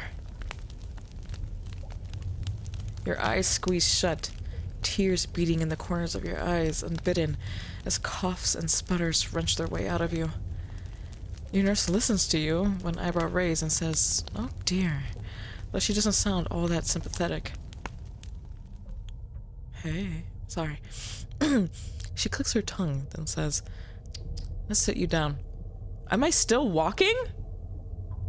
I thought I was laying down. I'm standing still? What? What the hell? Was I standing? What the hecky? Shh. Let's sit you down. I think you've had quite enough excitement for one day. Part of you wants to argue with your nurse, but you don't have the energy for that. You know, though you wish you didn't, that she's right. Why bother being difficult? You let your nurse lie you back on your bed, which is as narrow as a coffin, the sheets thin and uncomfortably stained. Your nurse tucks you in, then says, "That was plenty progress for one day. We can resume tomorrow. You seem quite hard-headed, and girls like you are always the first to get better. I have faith in you. Or perhaps I should say, I have faith in that nasty, self-serving personality of yours." Nasty and self-serving? That doesn't sound like the sort of thing a nurse should say. It isn't very professional. You tell your nurse as much. You might feel weary, but you have just enough wherewithal to try and argue against her diagnosis. And she smiles in response. Or at least you think she does. It's hard to tell, given that she's still wearing that surgical mask. Above that obstructive strip of fabric, however, you can see your nurse's red eyes soften, albeit lightly. It was meant to be a compliment, I assure you. Was it now? It's a sort of strange compliment. Why, of course. It takes one to know one, after all. And I have always preferred nasty, self-serving girls over the ones who simper. They are much more amusing to tease and torment. Oh, good. Because that doesn't sound at all sinister. You roll your eyes, as though you feel so tired it is a wonder you have the energy for such a gesture of defiance. And your nurse titters. You still cannot see her face, but you are sure of what expression she is making now beneath her mask. She must be smiling. If I'm not at least a little bit sinister, then I'm not doing my job properly. I am a nurse, you know. And are all nurses, you ask her, meant to be sinister? To an extent, I'm sure. Anybody who has the capacity to stick a syringe in you ought to be a little bit unnerving, don't you think? Well, not even you can argue with that. She does have a point. I know I do. I wouldn't have said so otherwise, and I have several other pointed objects I can stick inside you too, at my own discretion. If you think my words are sharp, then you've not seen anything yet. Tiredly, you tell your nurse that you do not disbelieve her, but you have no real desire to be stuck with anything sharp. You just want to go to sleep. Well, that's your prerogative. I will see you later, my little patient. Do best to get better, is what I should say. However, if you were to remain here a little while longer... Yes, what if you were to remain? Never mind.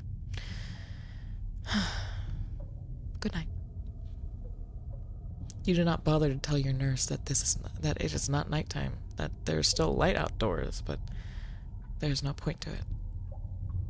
Time seems to lose all meaning in the sanatorium. It passes by too slowly at times, and too quickly at others. It fits and it starts and leaves you feeling nauseous. Or perhaps that is simply the ever-present fug of cigarette smoke. I'd still hit her in her shit. Alright, Money, we get it. You want to fight her. Right. Right.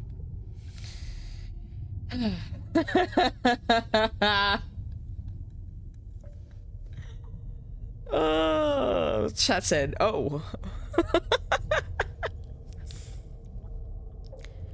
You do not think that is nighttime, at least, but you cannot say for sure.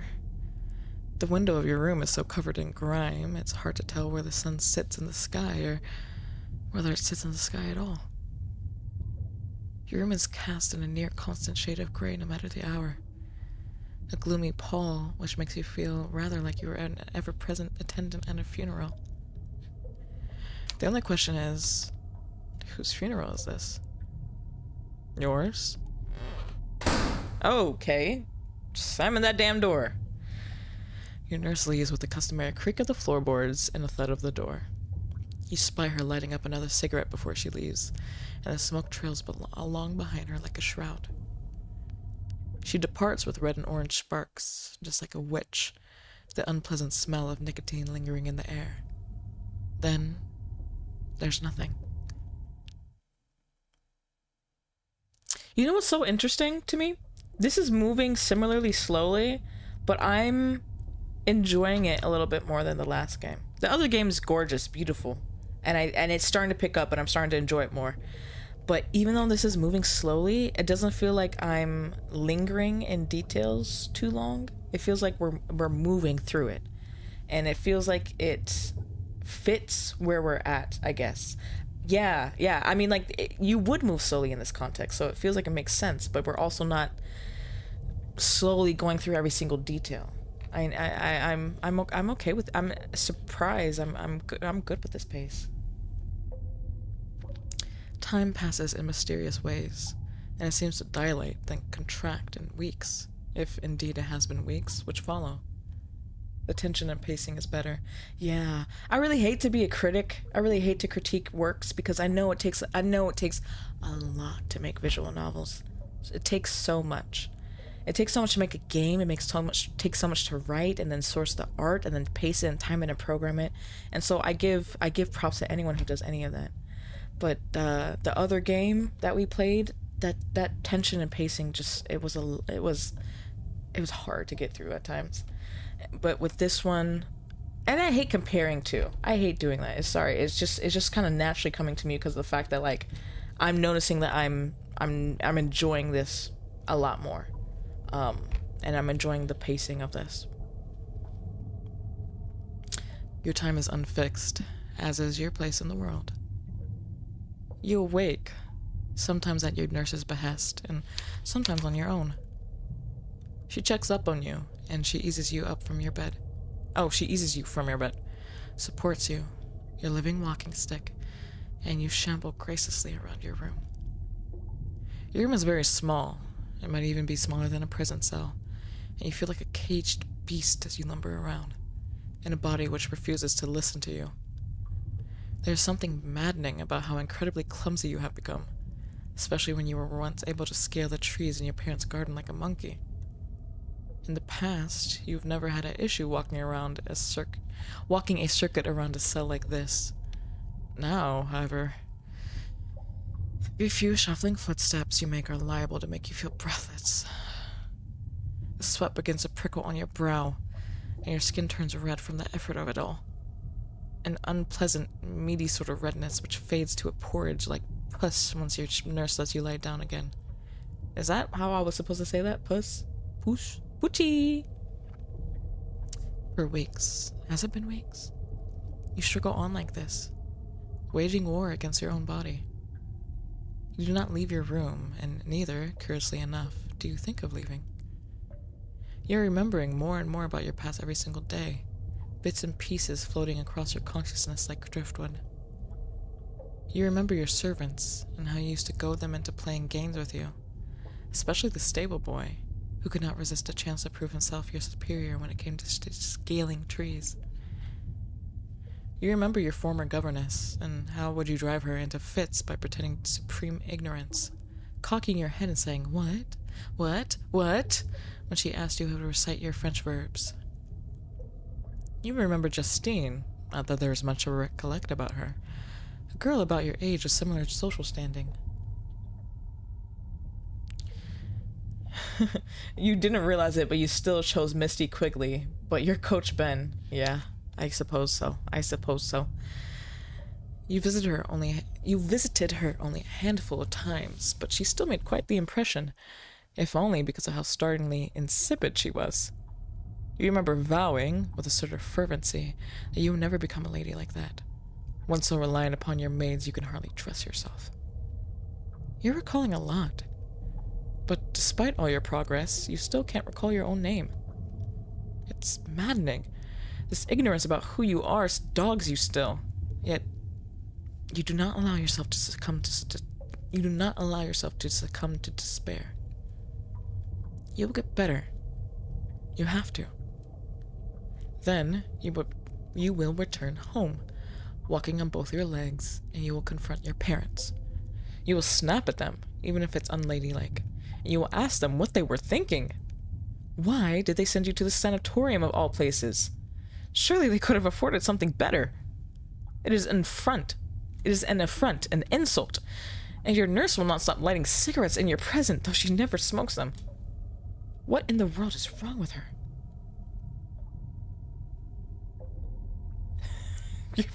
You're playing an RPG game and stressing out? Which one?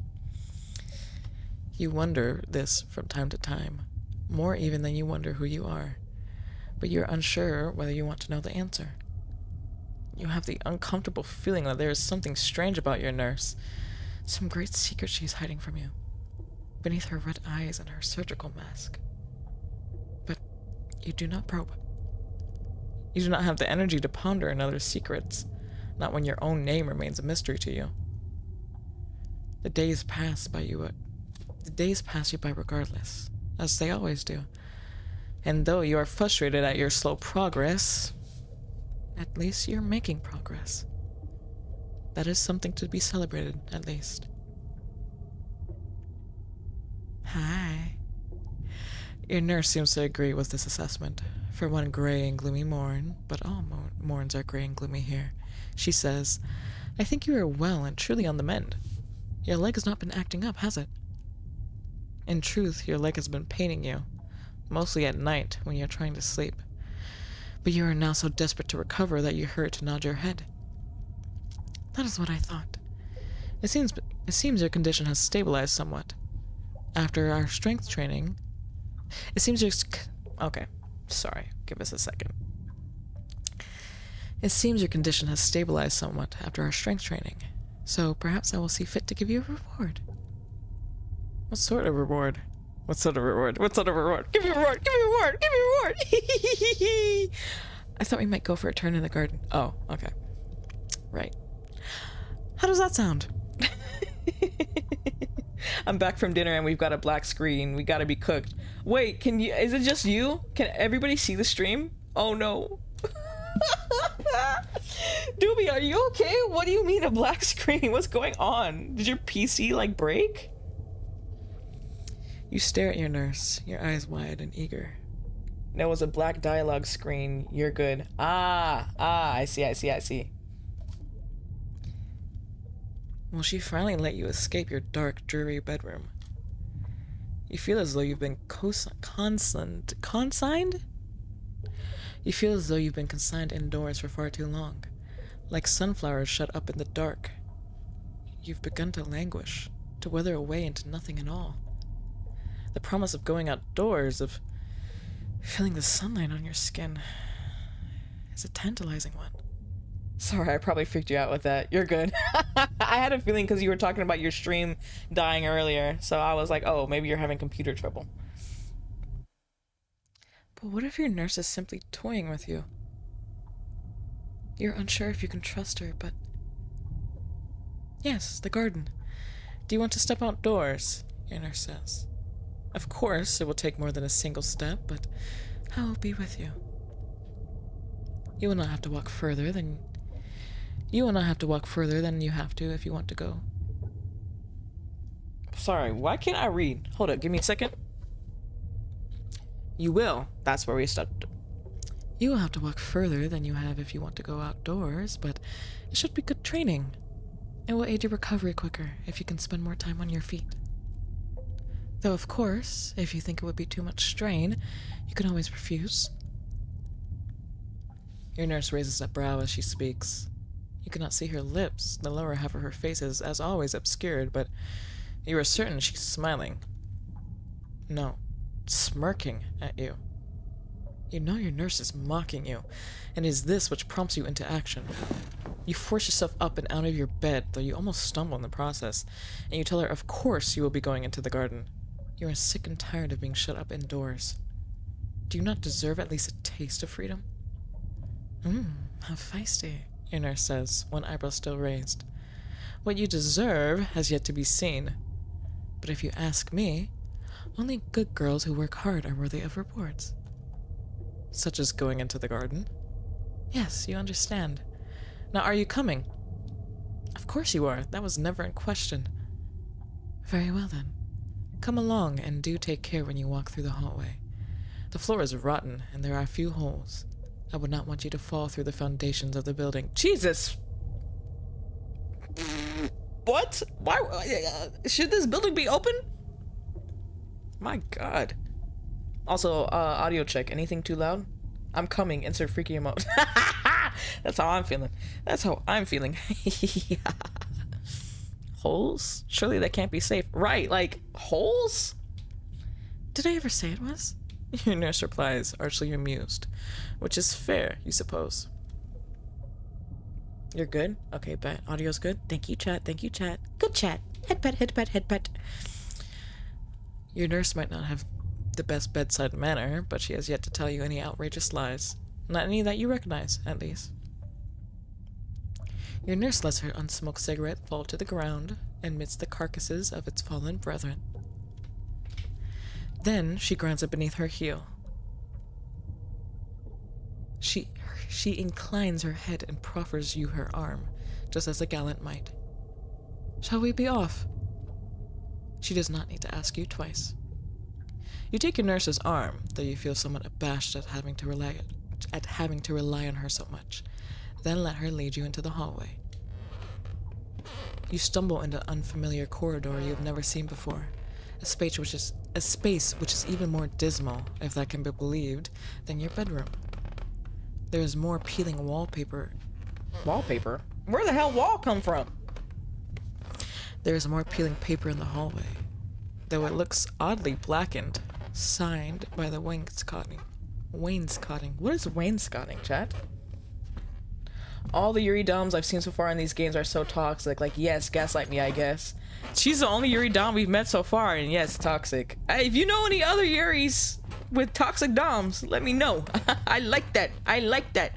I like acting them out, and I like imagining being there. Okay, I'll listen. I like both. Wait, was that? Oh yeah, the vampire. Yeah, you're right. She was kind of toxic, wasn't she? But honestly, compared to this, the vampire and the other one seems like a walk in the park. This woman's literally just like, your leg's broken. Let's stand on it. Like, girl, get away from me. But don't get away from me. Yeah, this is crazy, but she's so hot, so it's fine. Yeah, no, like, it's just the demeanor too. Like, I don't know. Something's wrong with me. Damn, these floors are creaking. These floors are creaking crazy. The floor is made of warped wood and true. Jeez, I mean, most of the sounds aren't this loud. Hold up, we'll turn it down temporarily. The floor is made of warped wood, and true to your nurse's warning, there are holes in it, yawning voids which have been eaten away, as if by some almighty maw. The windows are stained black, with soot, maybe? And one of the windows you pass by has shattered completely, letting in the lukewarm breeze. Were we in this hospital when it burned down and we jumped out the window? ¿Qué? Well, at least it isn't a cold day. This hallway is awfully dismal, yet the outside, past the empty window pane, looks blue enough, and very bright. The sun is out, and as you sigh, you pass the ruined window. The sunlight feels good on your skin. There is something soothing about it. When was the last time you felt the sun's light on your face? You cannot remember. It feels as though it has been a very, very long time indeed. You've been shut up in this sanatorium for too long.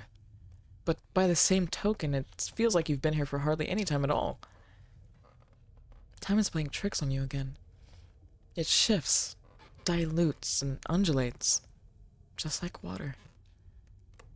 It is impossible to take hold of. It is even more impossible to perceive. You cannot see what form time takes, how many days it's stolen from you. But you can feel your nurse's supportive arm around your shoulder, and this helps ground you. You lean against her heavily as you walk, taking care to avoid the gaping holes in the wooden floor. You step over them gingerly, and as you do, a sudden burst of pain knifes through your right leg. You wince, though you wish you wouldn't. You don't want the nurse to pity you, and the nurse stills. She looks at you and says, "Are you alright?" Naturally, you nod your head. "You're fine." "Are you sure? I fear this might be too taxing on your body. Are you sure you can keep going?" We're gonna turn that up again because now the floors aren't creaking crazy. "You told the nurse you will be fine. She doesn't need to worry. You want to go into the garden, and you're sure you can endure it. Nobody knows your own body better than you." "Really now? How strange. I thought that knowing your body was my job." "Really? But if you are sure..." "Yes," you tell her forcefully. "You are sure. You're fine. Didn't she herself say that you were nasty and self-serving, was it?" "Yes, that's right. I did say that, didn't I?" "Yes, you did. Well, you can add stubborn to the list, because you aren't one to give up. Not so easily. You've already taken so many steps out of your room, you can't turn back now. Otherwise, what would be the point in all this?" "Yes, I see what you mean," your nurse says. "I would not wish to rob you of a job well done, so... Alright, let us keep going." Relief floods you, clear and cool, the moment these words leave your nurse's mouth. You feel so thrilled you could very well kiss her. Not that you would, of course. You are not that desperate. Does when you tell yourself, at least, yet you cannot suppress your gasp of joy when you finally reach your destination. There's a door inlaid into the wall, a door which has been thrown open, which leads into the garden. The garden is green and grassy as any you've dreamt, perhaps to an excessive degree. There's too much grass in this garden, so much it juts out at all angles. Why did you just click that? Jesus Christ, all the way past your ankles. Oh, that one wasn't even Monty. I was like, Monty, what about this garden did you need to click about? The grass is in dire need of a trim, and the hedgerows are all overgrown. There is an old fountain in this garden, but it no longer runs. You're supposed to have a positive experience associate with the click to train someone. Ah, okay. So we're trying to clicker train me. There is an old fountain in this garden, but it no longer runs. I was about to say something kind of fucked up. I was like, honestly, that clicker not gonna do nothing for me if it doesn't involve... You know what? Never mind. I'm not gonna say what I was gonna say. I'm not gonna say what I was gonna say. Now, why am I in it? Sorry, Monty. You're usually the one who redeems that clicker. Like, for the longest time, you were like the only one who redeemed that clicker. Say it. I was gonna say if it was some money involved, I might have reacted to that clicker with a positive experience. There is an old fountain in this garden, but it no longer runs. The stone basin of the fountain is filled with weeds, positively choked with them. There is a plinth in the middle of the fountain upon which a half-naked Grecian woman stands, blue-white lichen sprouting between her sandaled toes. She holds a pot atop one shoulder, from which cool jets of water must once have poured. The statue is as dry as a bone now. However, okay, this is a little bit... Oh, that's not in the game. That's my alarm. Hold up. That was my alarm to wake me up if I didn't wake up already. Can you guys hear it? It literally fit the scene so perfectly because the alarm is birds chirping. It was like cheep, cheep, cheep, cheep, cheep, cheep, cheep. I was like, why are these birds so fucking loud in this game? And then I turned the sound down and realized it was in my room. But there are birds in this game, just not as loud as that alarm. However, and the Grecian lady is not faring well. She's missing half of her head. There's something dismal about this courtyard, something decidedly tragic. The garden is hemmed in on one side by the crumbling red brick walls of the sanatorium, and is littered with detritus? Loose tiles fallen from the roof, and trees toppled in thunderstorms. and what might very well be the missing half of the Grecian lady's head. Can you guys hear it? Okay, so you guys did hear it. As far as the gardens go, it is something of a disappointment, though you have the faint feeling that you recognize this place. There's something familiar about the shape of the fountain, about the overgrown fig trees, about the cluster of what you assume are once roses, which are now more thorn than flower. You sure you've seen this garden before? Not as overgrown, overrun, not as an overrun tangle of stinging nettles and other miscellanea which might trip you, but in its glory days, when the hedges were neat and the flowers well cared for. There's something familiar about it. A memory stirs within you, beneath the surface of your consciousness. Hi. So, what do you think? It makes a nice change from your room, don't you think?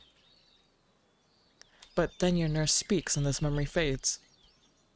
Though you try to grasp it, it slithers from between your fingers, just like the scales of a slippery fish. You cannot hold on to it. It is lost to you, lost to the void. I looked at chat and saw you guys still talking about the birds and it made me giggle. But your nurse has read about one thing. This garden, however dilapidated, does make a nice change from your room. There's something reassuring about it, especially when you feel the warmth of the sun's light brush your skin. You sigh from the pleasure of it. A pleasure so great it seems to overtake the pain in your right leg. And your nurse's red eyes begin to soften. Good. I thought you might like it. That is why I brought you here. I was unsure initially whether you'd be able to make it all the way to the garden, even with my help. Well, you counter, that was very foolish of her. She must not know who you are. Does she really think you would let a silly broken leg keep you from doing what you want? I suppose not. That is the sort of girl you are. You've always been such a difficult patient. Always? We've been here for a while.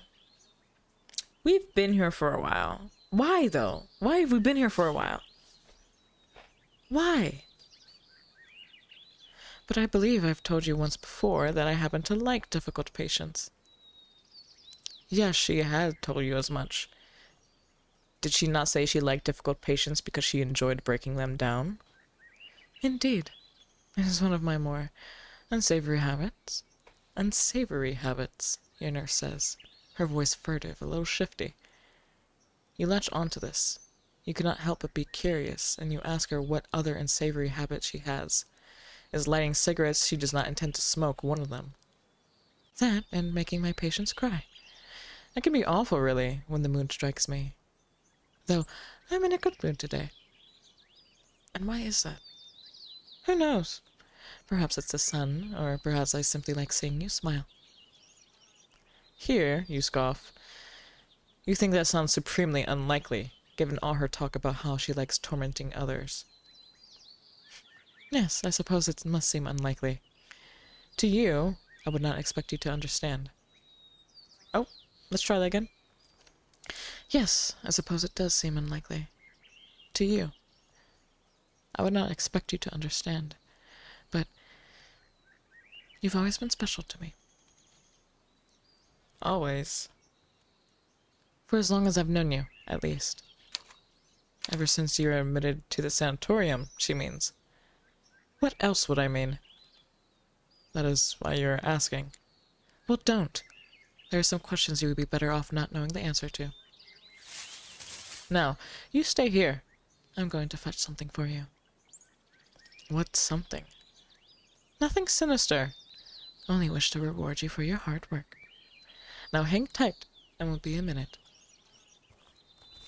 You think that this is most likely a lie. You imagine your nurse will be gone for much longer than a minute, but you do not care. You've slowly become accustomed to your nurse's company, to the point where speaking to her almost seems natural. You've been sleeping a lot lately, and you only seem to awake in your nurse's company. Sometimes it feels as though she is the only real thing in the world, that you will cease to exist without her. On occasions, When you hover in the immutable divide between sleep and wakefulness, you can almost bring yourself to believe that you are not real at all, that you are not flesh and blood. You are nothing more than a figment of your nurse's imagination, a dream which can only be witnessed when you are in her company. You wonder if you will blip out of existence. You will... I'll drink a little water.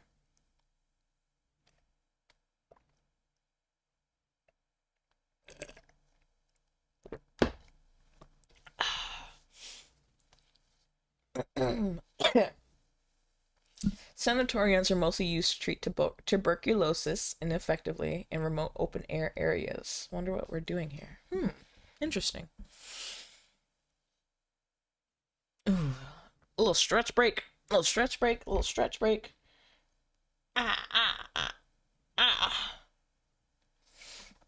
Dang, why am I not getting notified when you guys do the hydrate? I don't like that. I don't like that I'm not getting notified when that happens. I thought a sanatorium was another word for a mental hospital. See, that's what I thought too. Oh, it's the wrong game in the whoops. Your glass heart in my hands. I don't even know if this is gonna come up. Oh, it did. Lovely. Well, we were in the wrong game on Twitch for quite a while here, but that's okay. That's sanitarium. Oh, so there's like sanatorium. Wow. Okay, so there's a difference. That is confusing. You wonder if you will blip out of existence the moment she departs, if you will fade after she sets you down in the grass, as if you were never there at all. But this is nothing more than an idle musing. Your nurse leaves you amongst the tall grass and the gorse, and you do not disappear. You remain as corporeal as ever, hard and firm, just like the Grecian lady and missing her half head. Do I say Grecian or Grecian? I don't know. So, you're not a hallucination after all. But, of course, you already knew that. If you were a hallucination, would you have the cognitive ability to wonder whether you were a hallucination in the first place? You're much too advanced to be a hallucination. You need to think harder. Think, Ezra. Our name! Ezra? Is that your name? You cling to your name. To the shard of your name. Jealously, as if it is a precious gem. You hold it close to your heart, letting its sharp edges lacerate you. Z is such a pointed letter, while you await your nurse's return. Ezra's a boy name, isn't it? Ezra name. I mean, you know, it's a little bit, not to say that I care that much about genders of names, but, oh, it says male or female. So it's a gender neutral name. But some of these are saying that it is a boy's name. It's frequently used as a boy's name. I had a feeling. I was like, something about this is seeming a little bit trans. So maybe this is the name we chose for ourselves? So is this Yuri? Well, it was marketed as Yuri, so maybe trans mask, or maybe just a butch? Gay? Should I look it up? Well, this is marketed as a Yuri, and I everything about this seems like it was probably handled with care. So I'm guessing maybe not trans man, but maybe like trans mask or butch. Probably. You sit there in the grass, surrounded by weeds, and as you do, you ponder. The nurse told you that this place is a sanatorium, and in the beginning, you did not doubt her. She sounded so assured when she delivered these lines. You could not even begin to imagine she was lying. You did not see any patients as your nerd led you through the hallway. You did not see any doctors either. The doctors that you initially wished to complain about about medical malpractice. You haven't seen any other nurses. You haven't seen any staff at all. Even if the sanatorium is running on a skeleton crew, you would expect there to be a few servants at the very least. gardeners to trim the grass in the courtyard, and handymen to repair the broken windows in the hallway. Can this really be a real medical establishment, given the state it's in? Why, the hallway was riddled with holes, and there in the roof. Overhead, you can see yet more holes, tiles dislodged from the roof which have shattered into pieces onto the unforgiving ground below. Venom, am I allowed to DM you Yuri Games? Of course, you're allowed to DM me whatever you want, Doobie. Something isn't right here. Maybe there has never been anything right here. You're fast beginning to doubt that this is a real sanatorium, but if this is not a sanatorium, then who is your nurse? What relation is she to you, and what does she want from you? You're busy pondering this when your nurse returns, the lower half of her face still obscured by her mask. Is she ever going to take that off? In one hand she holds a hamper, and there's a blanket slung over her arm. A soft checkered thing, black and white like a giant chessboard. Your nurse arranges this blanket on the ground, amidst all the tall grass and the stinging nettles. Your nurse sits on the blanket gracefully, her long legs unfurling beneath her. Then, through half-lidded eyes, she examines you amusedly. Well, do you want a treat?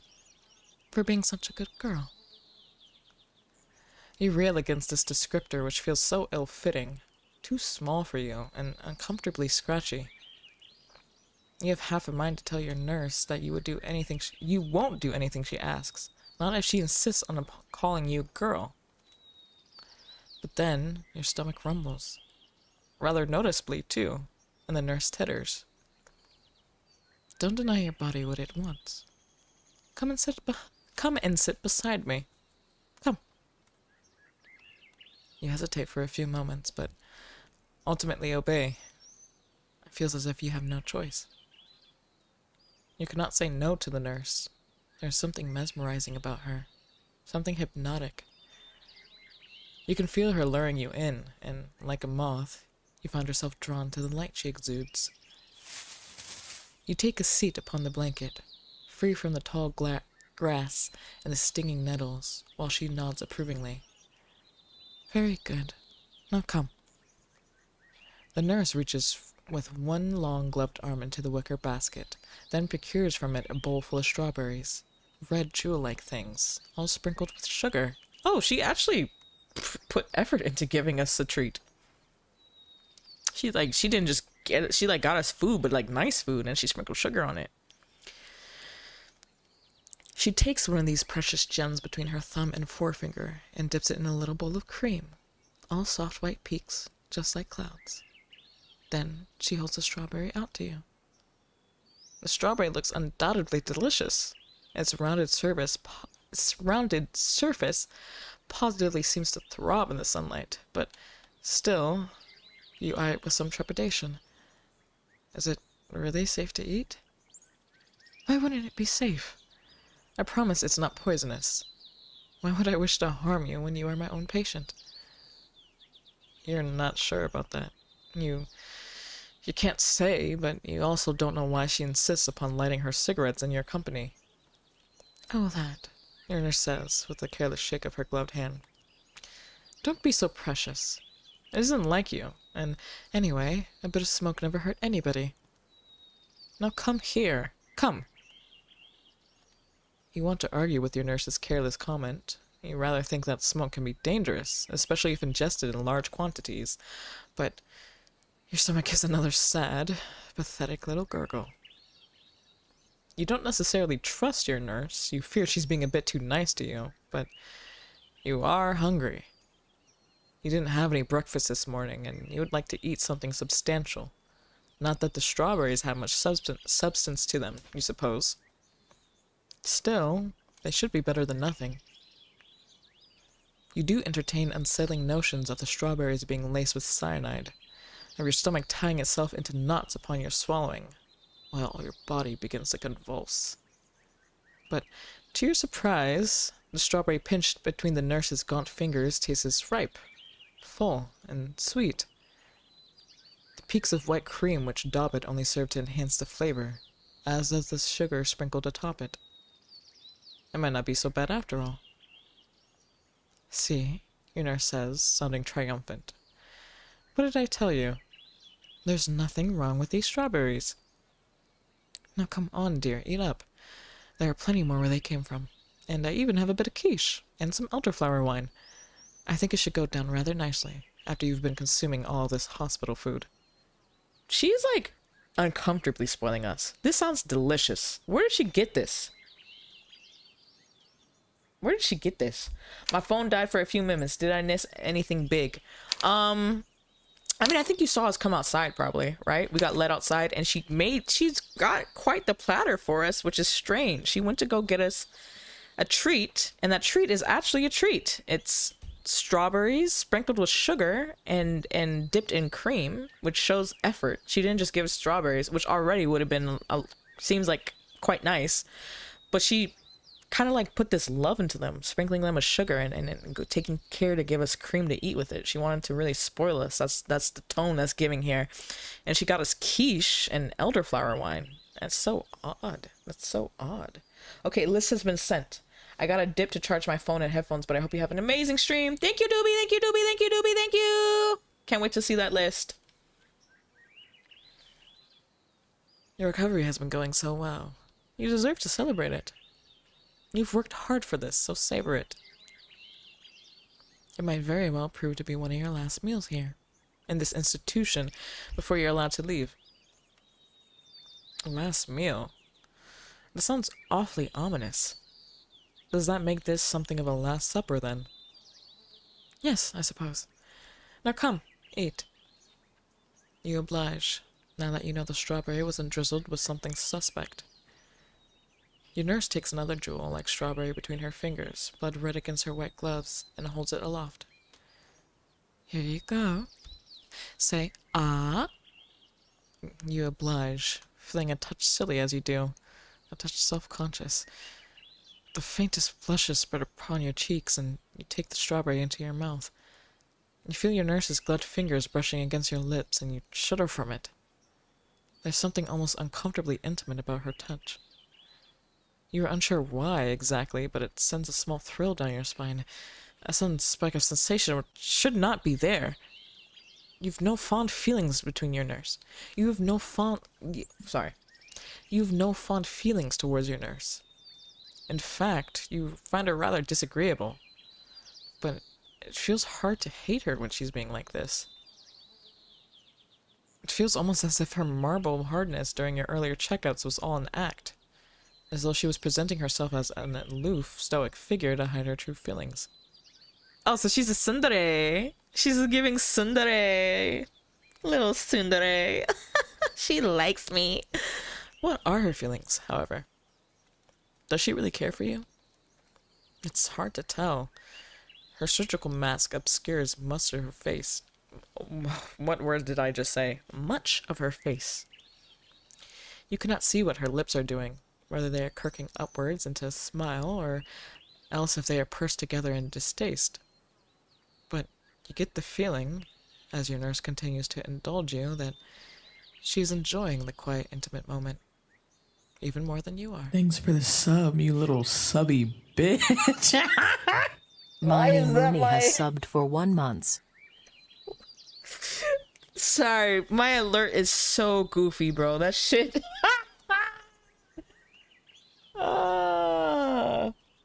Ezra, can I have a quickie? Nurse, it's pronounced quiche, dumbass. That was a good one. Hold up. No, you're good, Mini Mooney. Thank you for the sub. Thank you for the sub, Mini Mooney. Thank you for subbing for how many months was that? For 1 month. Let's go. Let's go. Thank you, Mini Mooney. Being new is crazy. Yeah, this is like your first stream in here, right? W sub. Hey, Venom, you're doing great with the weeding. Did you... With the weeding? You're doing great with the weeding. Did you hydrate yourself already? Sorry, I don't know why I read it like that, Fonessa. Let me hydrate myself again. Thank you for the reminder.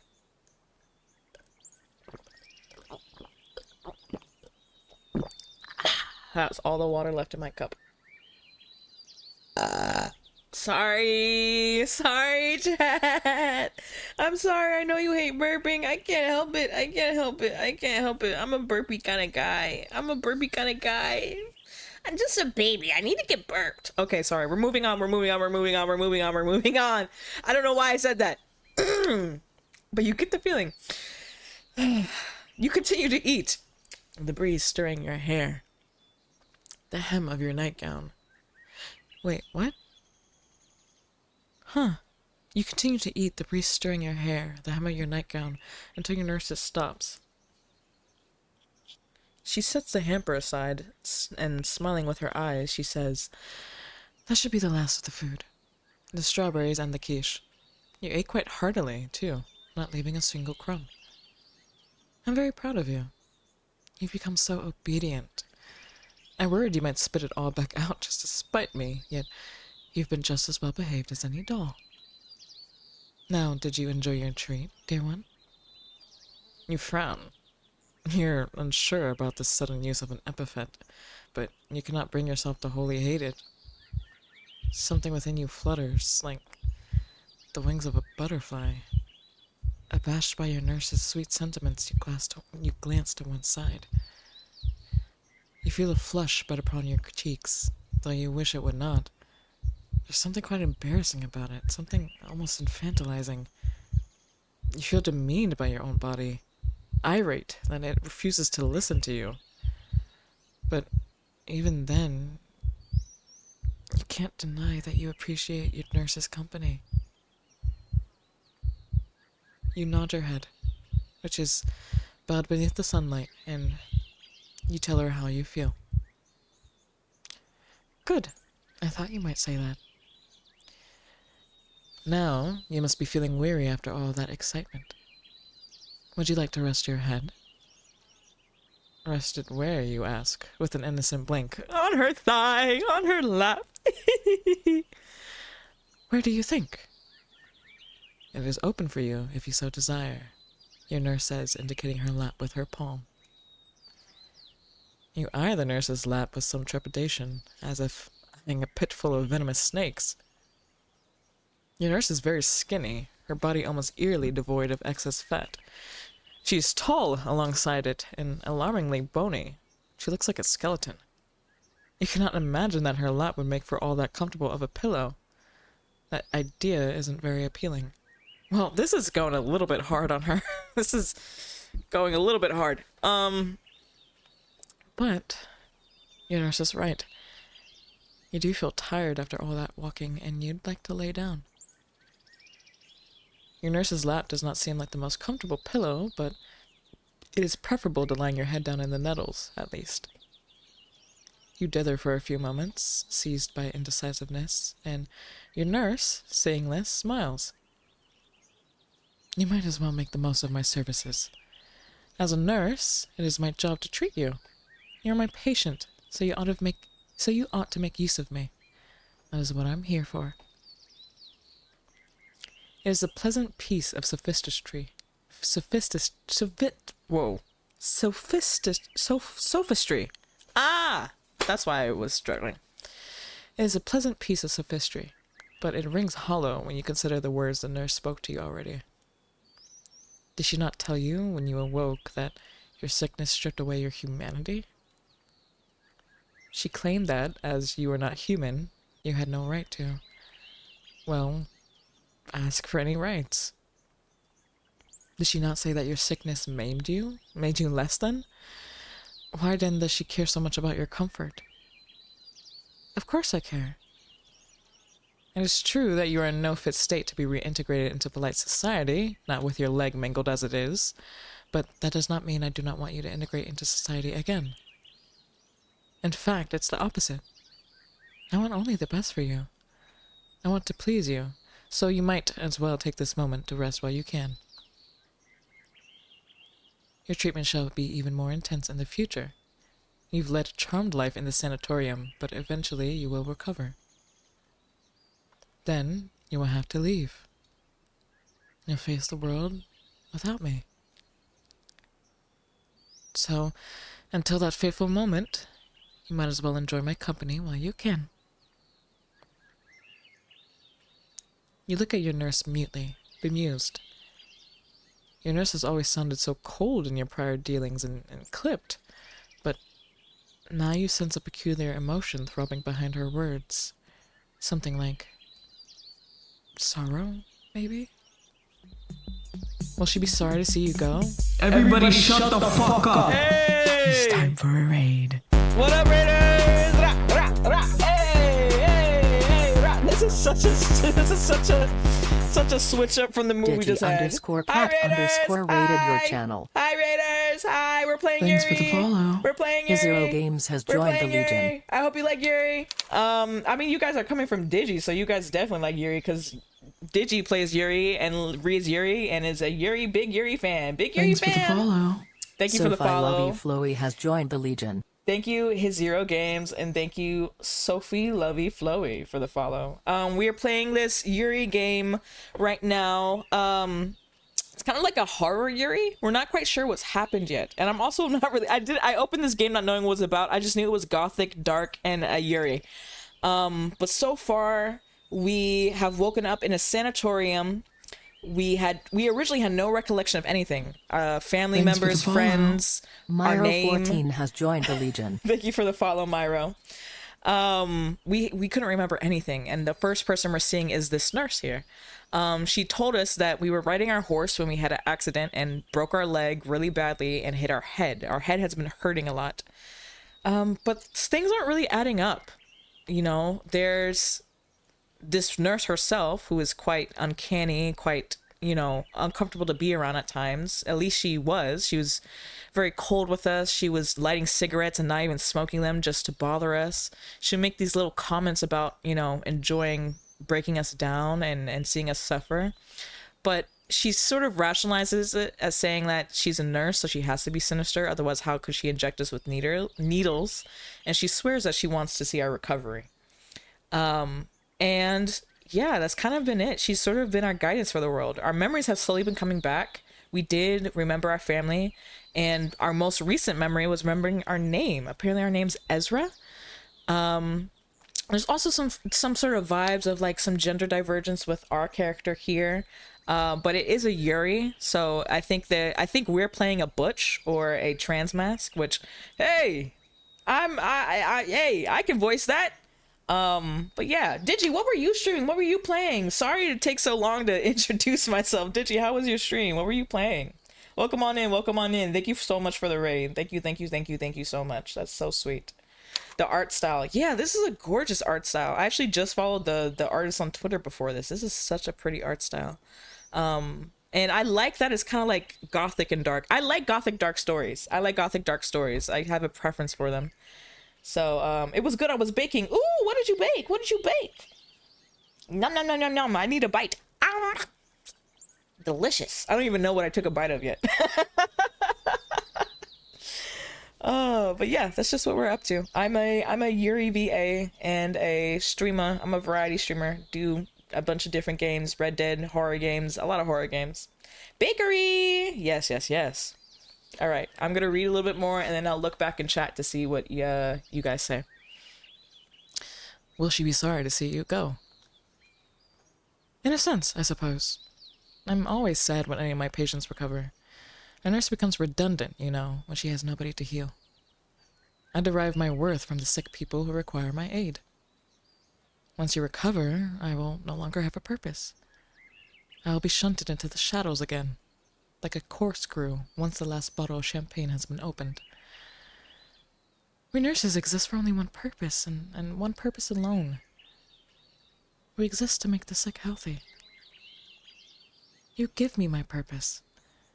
In that sense, I suppose you could say that you complete me. In a sense, I rely upon you. Your nurse looks at you, her eyes hooded, cold and clever like a falcon's. You cannot see your nurse's mouth, but you imagine she's smiling as she says, "But you are relying upon me now, to help you get better. We're in a mutually beneficial relationship, that of give and take. So you might as well take from me while you can. I do not mind giving. That is the role I must play." A role, you say? Like a corkscrew? Yes, exactly like a corkscrew. I've heard it said that I am exceptionally sharp and pointy. Well, you can't argue with that. You were thinking much the same thing. You laugh lightly at this, some of the tension between you dissipating. I baked a pumpkin cake. Yum! Oh my god. That sounds yummy. Then, you decide to capitulate. Why not rest your head upon the nurse's lap? What do you have to lose? You recover soon enough, and then you needn't spend any more time in this sanatorium with this strange woman who smells of smoke.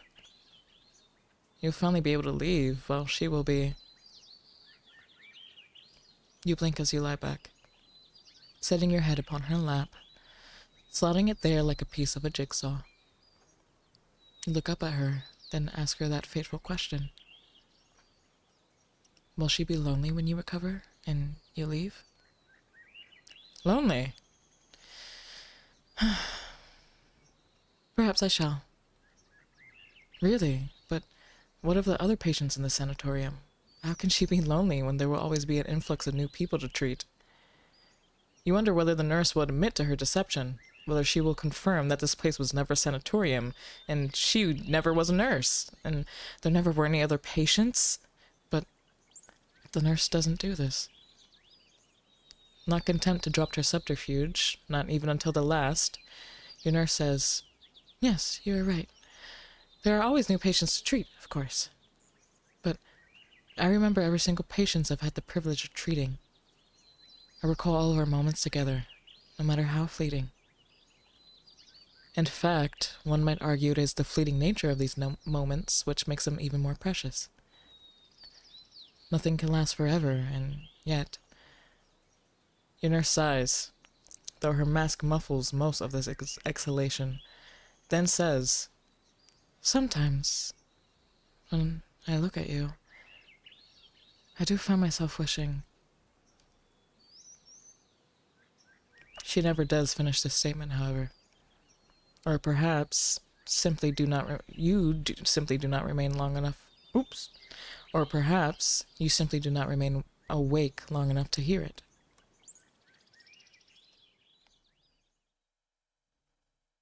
Your consciousness is already beginning to drift away. You thought that you would never be able to sleep, resting on your nurse's lap, which is just as bony as you feared. I just realized too, hold up, let me give a shout out to Digi. Guys, follow Digi.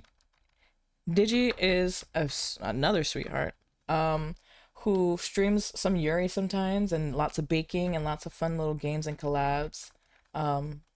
Digi is always super funny and super, just a sweetheart in her streams, and very silly. And yeah, you guys should shoot a little follow. And as you could hear, Digi was last streaming baking. You thought that you would never be able to sleep, resting on your nurse's lap, which is just as bony as you feared. Your nurse's knees seem to jut out beneath her white skirt. They dig into your side, just like a dentist's drill, so you wince. It is not exactly pleasant, but it's not unpleasant either. It cannot be unpleasant, for your consciousness is already beginning to fade. You drift off, your head resting on your nurse's lap, as if in a boat, buoyed to and fro by the waves. Your consciousness deserts you, guttering out like the dying flame of a candle, like a stubbed-out cigarette. You feel yourself drifting, buoyed on the wings of silver sleep. But before you surrender yourself to oblivion, you are sure to hear your nurse mumble, "You silly thing. What in the world am I going to do with you?" This question, of course, is one doomed to remain unanswered. For the time being, at least. You sleep, and you sleep, and you sleep. Oh my god, I get to choose? And you do not wake up? I could... What?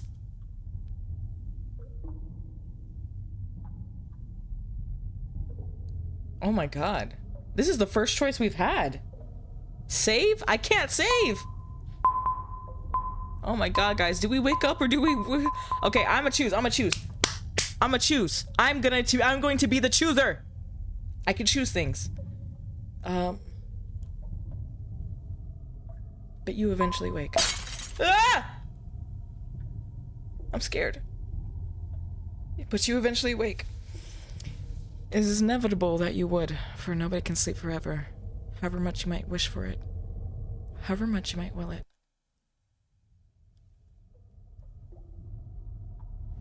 Your eyelids flutter open, inevitably, inexorably. You expect upon waking that you will find yourself in the scrubby garden once more, still lying in your nurse's lap. But, to your surprise, you are no longer outdoors. You cannot feel the breeze upon your cheeks, nor through your hair. This soundscape, too, is making me unsettled. It seems like the kind of game with some fucked up bad endings. Yeah, you know what? You're probably right. And I'm a little bit scared. I'm a little bit scared!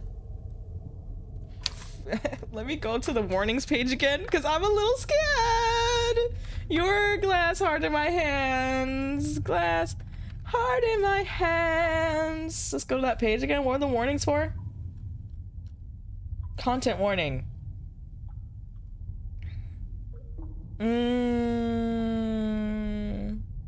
Okay, so they said that it doesn't have any mention of showing any gore. There's no warnings about that. There's just descriptions of things.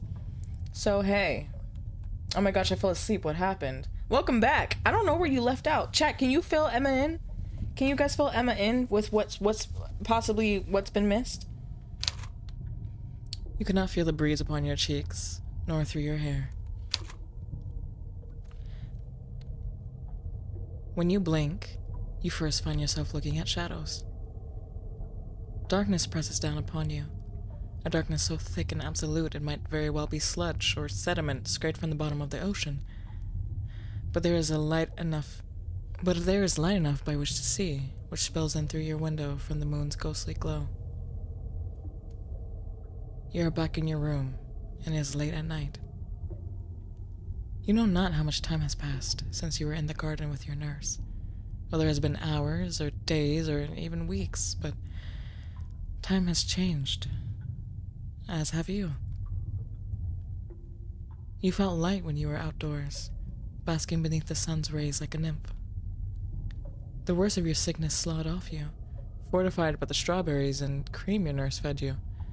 You felt as if your inevitable recovery was well and truly within your grasp. Now, however, you feel tired. Bone tired, in fact. All the way down to your marrow. You are lying once more on your harsh iron-backed bed. The bed is too small, like a coffin, and it constrains you. The darkness which surrounds you is oppressive. Thank goodness, you were asleep for hours. I was worried I'd given you a little bit too much valerian. You slept so deeply, like the dead, I thought you really might have passed on. You didn't give me half a fright. You didn't half give me a fright. And the presence which stands by your bedside, staring down at you from the shadows, is even more so. Your nurse is there as she always is, as she always seems to be during your waking hours, be it daytime or dark. She is not holding a tray in one hand, however, as she often does when she visits you at night. Instead, she is clutching. What is she clutching?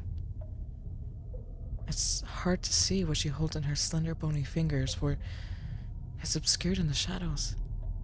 In her other hand, however, you can see she's holding a cigarette. That is no surprise, of course, not by this point. Your nurse is always holding a cigarette, though whether she smokes them is another matter. Why, you ask your nurse tiredly, does she always light cigarettes she does not mean to smoke? Who is she trying to impress? I am not trying to impress anybody. I am not a child desperate for approval. I am a grown woman, thank you very much. Then she lights cigarettes solely for the thrill of watching something burn. That is not a bad assessment. Perhaps you ought to be like the nurse. Perhaps you ought to be the nurse, not I. You are well suited for it, quick-witted. That is one of the reasons I like you so much. Why, thank you, you tell your nurse. You're very flattered. But what is the meaning of this? What did she mean by Valerian? Everything in due course. I will tell you everything. I always do, in the end. But first, I have to offer you a few words of congratulations. Congratulations? Yes, indeed. You've almost made a full recovery, as your turn in the garden ought to indicate. Soon, you will be able to walk even greater distances unaided, and eventually you'll no longer need me. My services will be...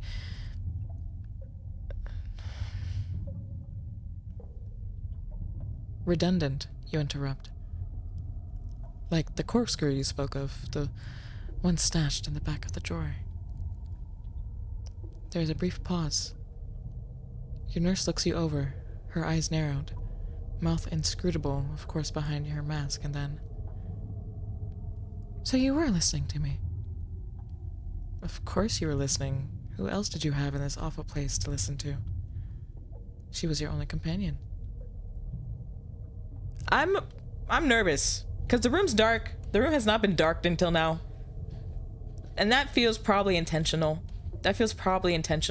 Whenever the game starts to get dark, something scary happens. I'm scared. Might be getting a job soon, fingers crossed. Yes, money. She's just trying to give us cancer. We gotta stop asking at this point. Maybe so. They might not have known about the cancer connection if sanatoriums are still around. Oh. Oof. Yes, I suppose that's true. That's how I've always wanted it to be, but it doesn't seem to matter what I do to you or how I try to isolate you. Like a phoenix, you continue to rise from the fire. You simply cannot leave well enough alone. You're always trying to escape from me. But we've been through this before, even if you do not remember. I cannot let you leave. I need you far too much. Ah! Get away from me. I'm scared. Your nurse approaches you as she speaks slowly, almost languidly. You see the fingers of her left hand flex, the hand which is not holding her smoldering cigarette, and it was only then that you realize. In her other hand, no longer obscured by shadows, not fully at least, your nurse is holding a hammer. You gasp, and then ask her, past your tongue, which seems to have doubled in size, what in the world she means to do with that hammer. What is she talking about? I thought you might ask me that. You always do, though I've explained it to you so many times already. I've told you who I am, and what my motives are, more times than I care to count. At this point, I hoped that you would remember. But you can be awfully forgetful about these things, my dear. You remembered my silly metaphor about the corkscrew, but you can't retain any information of value. It all slides right out of your head, like water through a sieve. I wonder if that's the Valerian's work too. That, or perhaps it's the pain.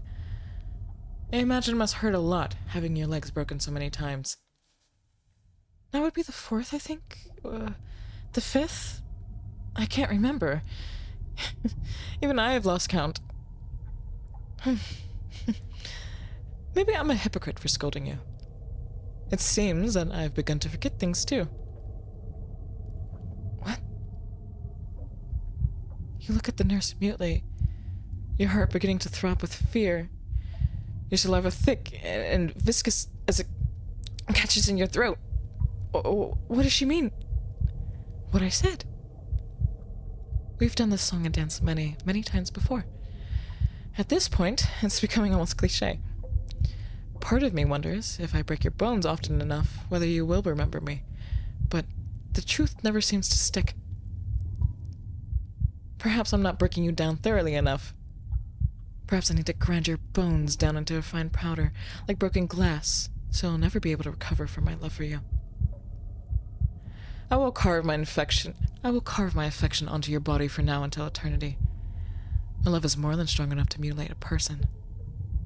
Especially a helpless young girl like you.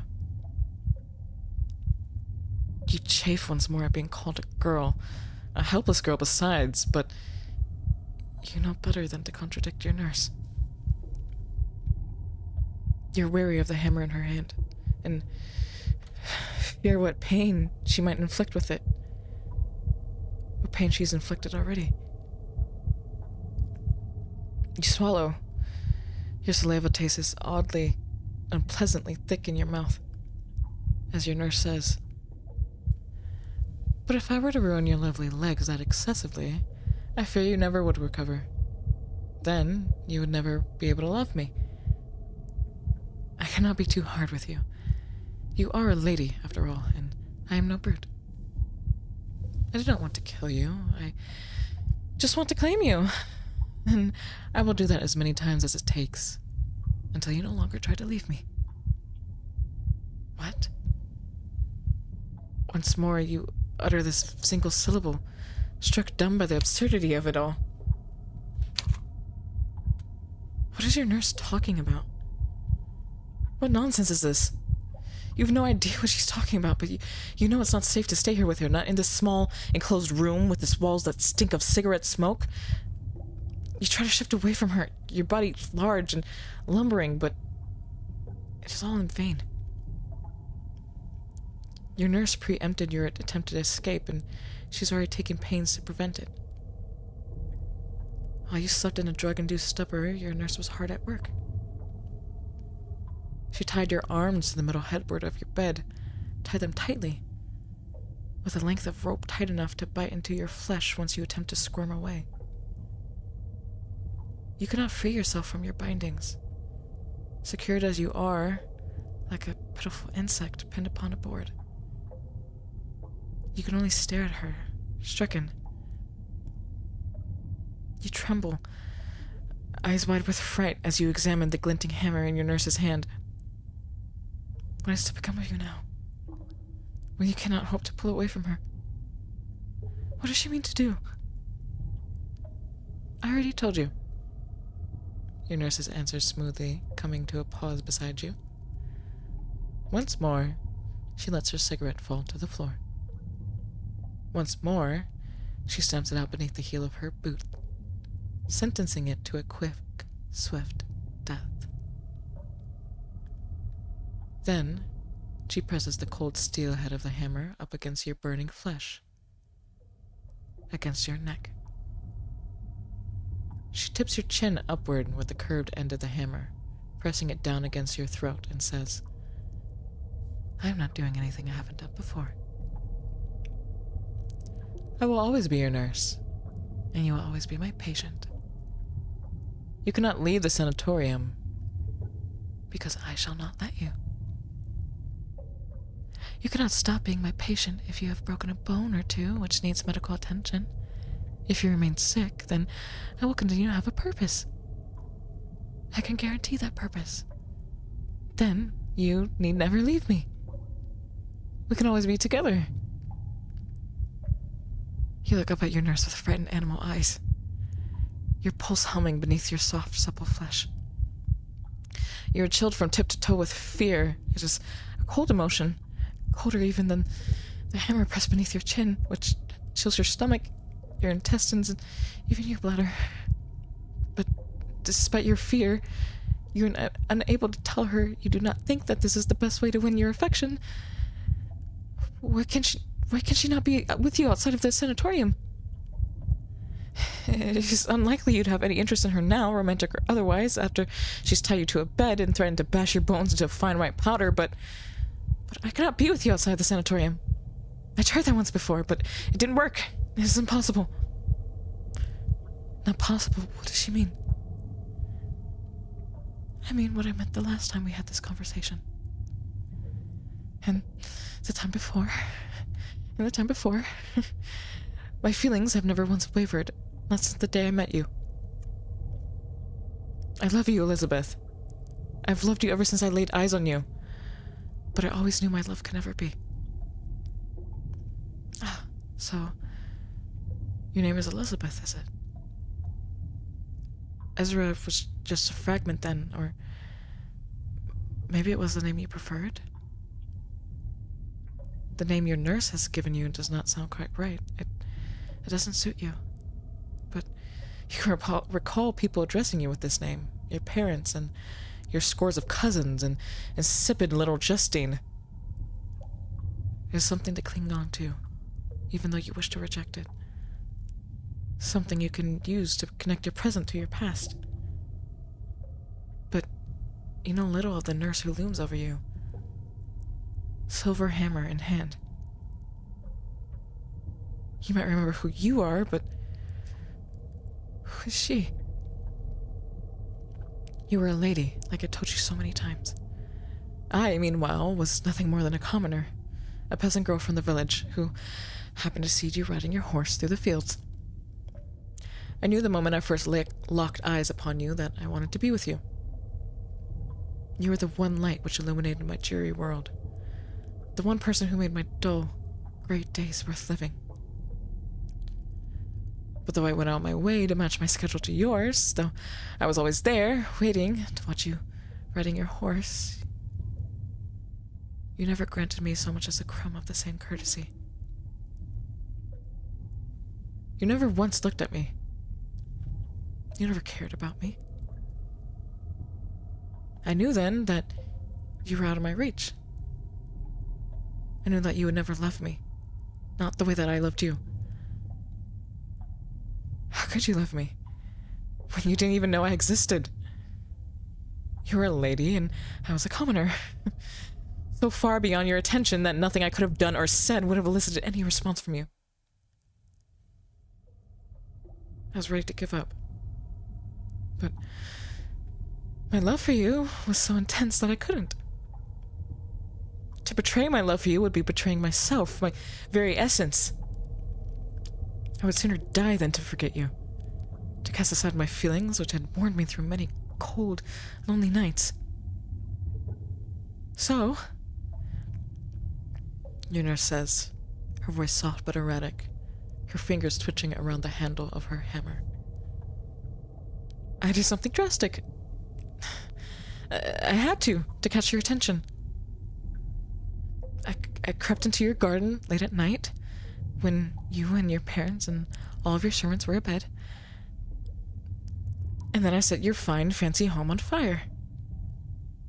Fire. You stare at your nurse, your eyes wide, expression stricken. This tale's so convoluted, it sounds like something from a penny dreadful. It's hard to square the sensationalism with your own life, which was always so mundane. Monotonous, even. Ah! What's about to happen?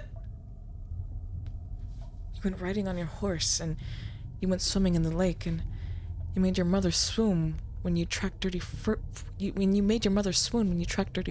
indoors. What is wrong with you, Eliza? Your mother would scold you. You were Eliza to your long-suffering parents, Miss Elizabeth to your servants, and Ezra only ever inside your head. Why do you always do this? I've told you enough times. Why are you so selfish, Eliza? Why do you never think for anybody else? Yes, you are sure your mother called you that. She said you were selfish, and maybe you really were. You ignored your nurse, though she was not always a nurse. Once she was an ordinary girl from the countryside. Sweet, perhaps, and unassuming, as she yearned for you from afar. Like Eve, she found herself drawn to the forbidden fruit, until enticed by the whispers of the snakes in the tall grass, she chose to commit an awful crime. She set your house on fire. It sounds melodramatic, quite frankly, ridiculous even, and yet... You think you can remember that now? Your memory has been hopelessly jumbled as of late, like the contents of an old attic, but you can recall the crackling of wood, smelling of smoke. Tongues of flames licked at your bedroom's walls, torching your bedposts, turning the once pastel wallpaper a dark, peeling black. Your old things were all melted, all of your clothes, and the old diaries you used to write in, and the tin soldiers you played with as a child. Your windows warped from the heat and shattered, spewing glass all across your carpet. You can remember it all now in painful detail, the searing heat and the smoke in your eyes which made them water. The flames might have been alarming, but it was the smoke which really made you panic. You knew it was the smoke that would kill you in the end.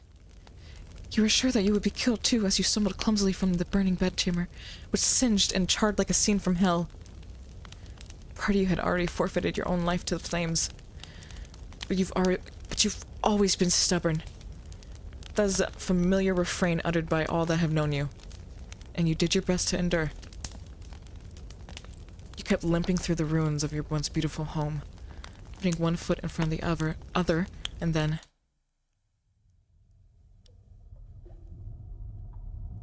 A lot of people died in the fire.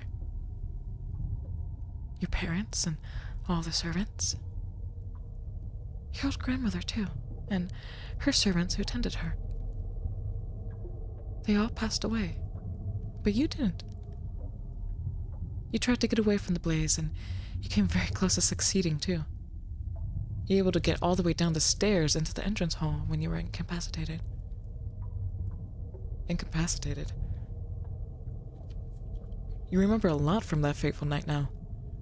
The smell of smoke being chief among them, of course, but you could not remember how you actually left the house. Or even if you left the house at all. You thought the sanatorium strange, with its singed and warped walls, the perpetual smell of smoke hanging in the air, but what if... a wooden beam fell from the ceiling. It was dislodged from the flames, and it must have damaged the structural integrity of the house, and it landed on top of you. So, I saw that wooden beam slice through the air, and I saw how it hit you. It got your right leg, and it crushed it. You were knocked to the ground, immobile, all the breath driven from you. I think you passed out from the pain. I knew there was no way to shift that wooden beam yourself, so I came to your aid. I was able to move the wooden beam from your unconscious body, though it took no shortage of effort. I burned my hands in the process and inhaled far too much smoke. I fear it might have caused my throat permanent injury. But this seemed a small price to pay. For your safety, of course. I was able to rescue you. I dragged you out of the house before it could collapse upon both of us, and yes, I saved your life. If it were not for me, you would have burned to a crisp. Just like your parents, just like your servants.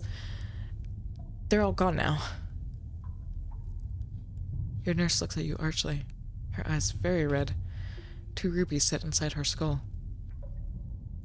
She observes you coolly, cruelly, as she says, "And you have nobody in the world you can rely on. Except me. There's nobody in the world who knows who you are, or where you are, but me.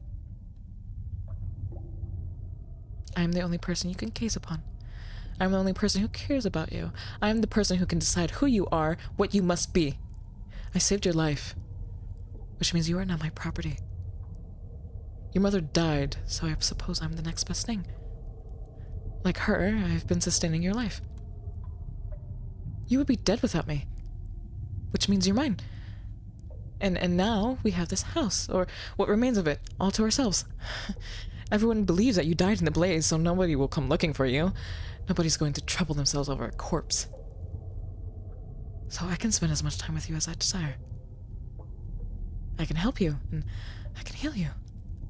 And when you finally begin to recover, I can shatter your hopes all over again. You cannot leave me, you know. I've made sure of that. There's nowhere, after all, for you to run to. There's nowhere for you to go. You're at home already, Elizabeth. In a lovely home I've made for the two of us. There's no need to ever leave. Nobody will ever love you as much as I do. Ah, so that's it. You already had some suspicions, but your nurse's words cinch it. That home you were dreaming of, the aristocratic home with the red brick walls, fringed with acres of verdant green garden, doesn't exist. Not anymore. It's been burned to the ground, reduced to ashes and rubble. Your nurse, who is not really a nurse, raised your past to the ground.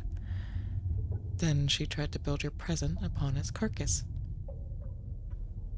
The sanatorium is no sanatorium. It's what remains of your old home. Burned and withered and wasted.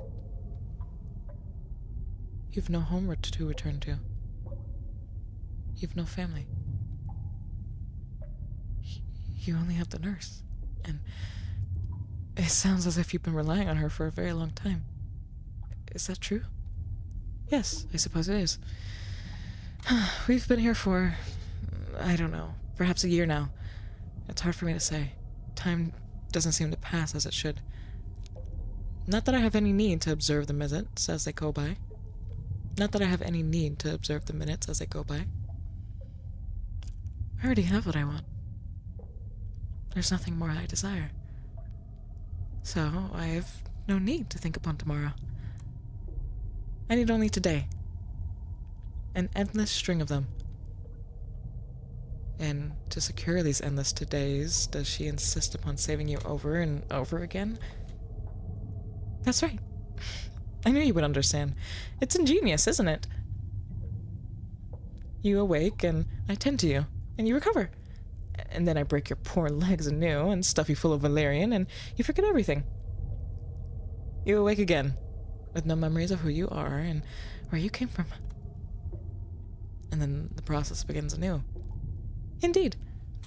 It continues like this, on and on, perpetuating itself like Ouroboros. You know what that is, don't you? The snake, you asked the nurse tiredly. The snake who eats its own tail? That's exactly what I mean. Good girl. The snake will continue to eat its tail, for it has no choice. These things will continue to keep on going on, forever, over and over, for all eternity. Sorry, I read this line a little bit messed up. Like that infinite snake, my love for you is boundless. It will never, ever cease. I have yet to tire of forcing my love upon you, my dear Elizabeth. So, I will never let you leave. I can't. That is how much I love you. Your nurse readjusts her grip upon the handle of her hammer as she speaks, her bony fingers about it tightening. She takes a step forwards, and the floorboards creak beneath her in pained protest. It sounds as though they are crying out in anguish. Perhaps they've seen too much, but your nurse does not slow down. Her fingers grip the handle of the hammer all the more tightly. She raises it. I apologize, Elizabeth. I don't want to hurt you, you know? It's just... I love you so much. I can't help myself, though... I wouldn't expect you to understand. As a lady, I doubt you've ever wanted anything you could have this much before. You've never been driven to madness. Wait, I read that wrong. As a lady, I doubt you've ever wanted anything you couldn't have this much before. You've never been driven to madness. But who knows? Maybe if we repeat this cycle enough, that will change. Maybe I'll finally be able to impress my feelings upon you, and you will finally understand. I just don't hope they warp you too much. My beloved Elizabeth. Woo! Then she brings the hammer down. The head of the hammer, hard and immovable, as silver which glistens in the moon's light, strikes your right leg, which has only just begun to heal. Ooh, not the crunch. I have to head out. My friends are almost here. I hope you have a wonderful rest of your stream. Thank you, Digi. You too. Have fun with your friends. What a contrast to the tone of this. It strikes you hard, like lightning, without a moment's pause, without a moment's mercy. Pain flares up inside your leg, a pain so sharp and intense, like broken glass, that you scream from it. You scream until your vocal cords threaten to tear, until they threaten to warp and distort, just like those of the nurse. It hurts. You knew it would hurt, but it hurt more than you ever imagined. And your imagination has always been exceptionally good for a young woman, though that is the one thing your nurse was mistaken about. She claimed that, as a lady, you never wanted for anything, that you had never known what it was like to yearn for something so intensely it split you apart. But she's wrong. You never wanted to be born a woman. You were sick of it, actually. The femininity forced onto you, stuffed into your mouth with such a cloying sweetness you feared you would choke on it. You railed against all the fancy dresses, the fancy hairstyles, the future of being wedded to a man you did not care for. You would far rather go riding, or hunting, or swimming, or climbing. You had always wanted to shape your own future, to be the master of your own destiny. You did not want to be a lady. And you most definitely do not want to be a victim. You do not want to be an eternal patient, confined to a bed with broken limbs which refuse to move. If the nurse knew anything about you, as she claims to, she would know that you do not want this, have never wanted this. She would know not to call you Elizabeth, Eliza. Both names are ill-fitting, like a pair of trousers too short in the ankle. This is not who you are. That is not how you regard yourself. But you are incapable of telling your nurse this. Your savior and your tormentor both.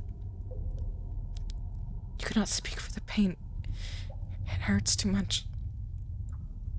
You feel your delicate bones, broken so many times, breaking once more beneath the blow of the nurse's hammer. Her love is so intense you could feel it reshaping your body, reforming it. First she loved you as a lady. Now she loves you as her patient. She loves you only when she can force you into the mold that she desires. Her love is not as intense as all-encompassing, her love is not as intense and all-encompassing as she might claim. It is highly conditional. But aren't all things in life? Your nurse will not be the only one ignorant of her own true motives. She does not understand your heart. And now nobody ever will. You're doomed to be your nurse's plaything from now until the ends of eternity, until your body eventually gives up from the strain of it all, and you pass away.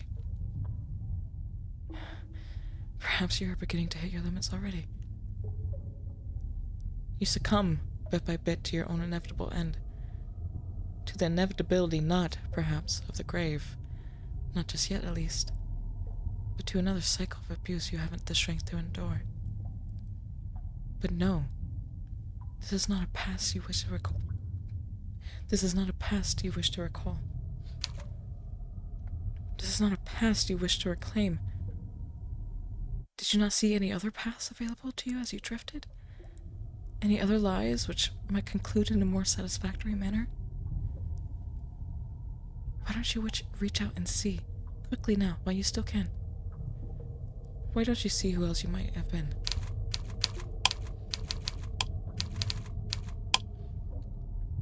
And what else you might become? Wow.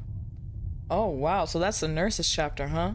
Wow, and that was about 3 hours? Ooh, I don't think I have another 3 hours of reading in me. I don't think I have that. Oh, wow. But I do. I'm so curious. Okay, I just at least want to meet her. You continue to drift in the darkness.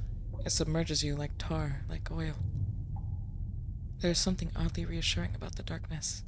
Something soothing. Milady? But you hear a voice calling out to you. Through the veil of blackness which surrounds you. Something which stirs memories deep within you. You recognize that voice. How are you? Hey, Myro. I'm doing alright. How are you? You are sure you know them, though you can't put a name or face to them. Not just yet, at least. Excuse me, my lady.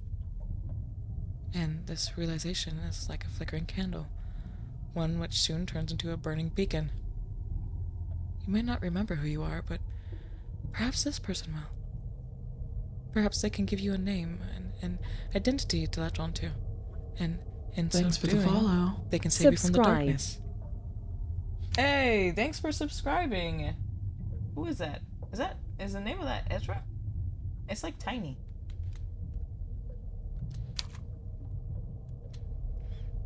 My lady, it's time to wake up. I don't know how I feel about the voice. My lady. I don't like that voice either. We'll figure it out once we see her, and then we can sort of focus on her. You do not, you suddenly realize, like this darkness very much. It no longer feels as reassuring as it did. It has ceased to be a comforting cradle song, and instead has become something stiffly oppressive.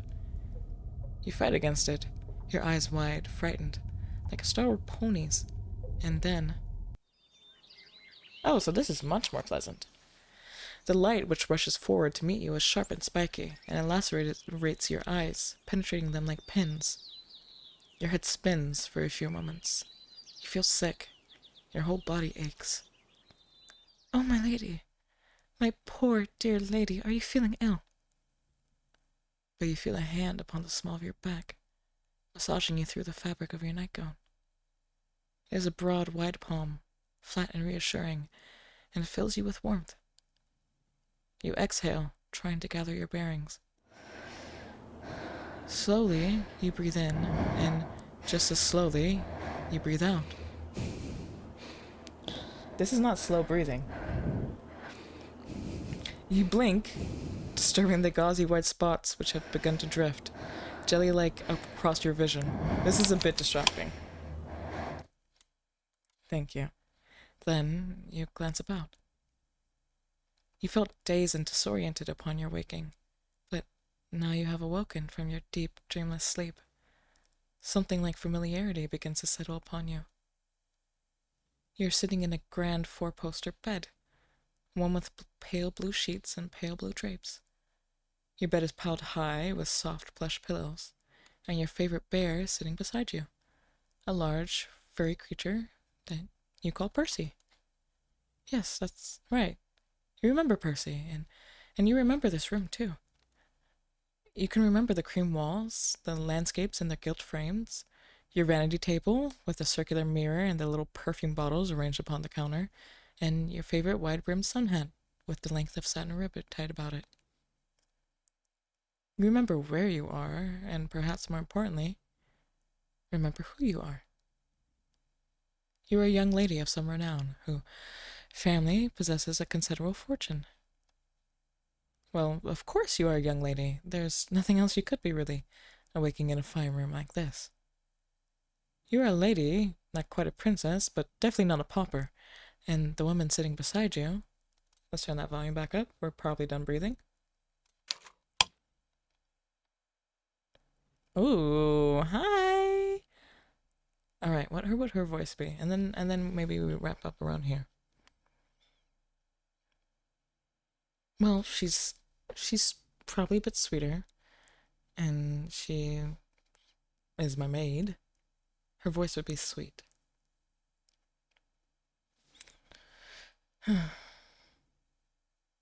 Are you alright, my lady? Is your head still causing you pain? I'm here, you know, if you need me for anything. And I've brought your breakfast up, too. Perhaps that might help? She is your maid. Her hair is dark, and it is tied back in a sensible braid. Her eyes, meanwhile, are dark, large and liquid, and lined with long, doll-like lashes. A small smile plays about your maid's face, almost motherly, and she says, "Would you care for a cup of tea?" Right, that's the voice. All right. Let's save it there, save it there, save it there. And oh God, I'm liking this story.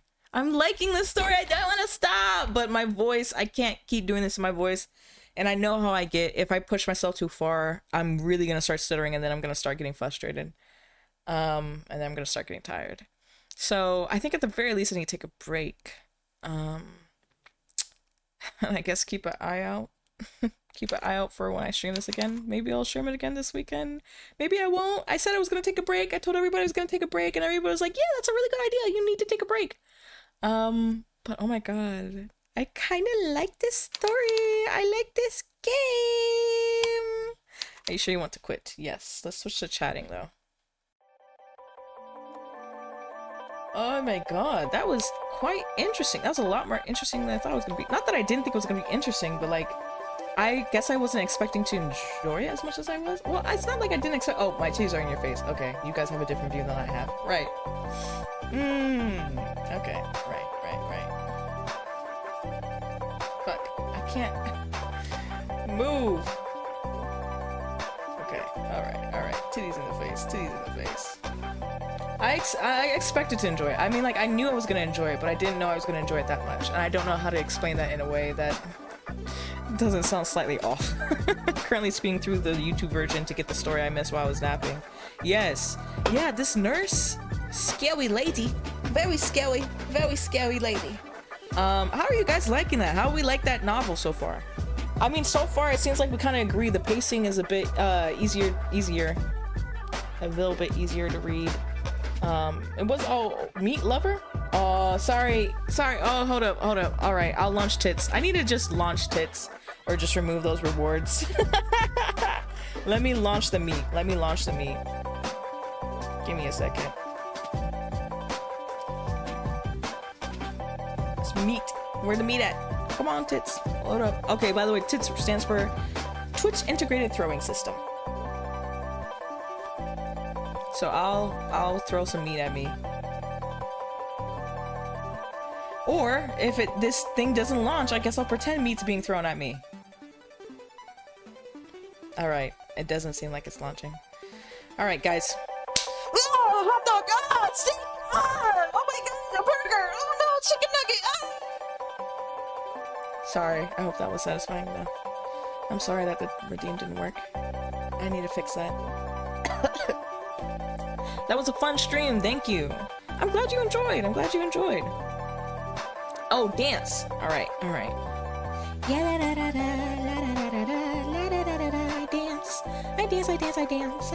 dance. Do a little hip. Hey, watch it with the hip. Do a little hip. Hey. I don't have my hat on. Y'all just hitting all these at this point. Okay, there, you took my hat. At some point I need to fix that. Pretty goth maid, save me, pretty goth maid, right? Yeah, okay, I'm also hot. I should probably get some fresh air. I should probably get some food I haven't eaten yet. And I'll talk to you guys up later. Please put the VOD up immediately. I need to catch up right now. It automatically saves on YouTube, and then I'll put it up on Twitch. But yeah, that's our stream. I hope you enjoyed it. Yuri lunch break. Yippee. Okay. Let's raid somebody. Twitch, please stay. Oh my god, we can raid Doobie, guys. Please stay and join the raid so we can raid Doobie. Doobie's playing Resident Evil Village. Oh, I'm watching that. Is this Resident Evil Village? What the hell is she watching? Is there a TV in there? I think she's just starting it. She's just starting Resident Evil Village, guys. Oh my god, we have to watch her stream. Okay, stay and join the raid. And I will put us on the ending screen and we're gonna go watch. It's gonna be Tall Jack.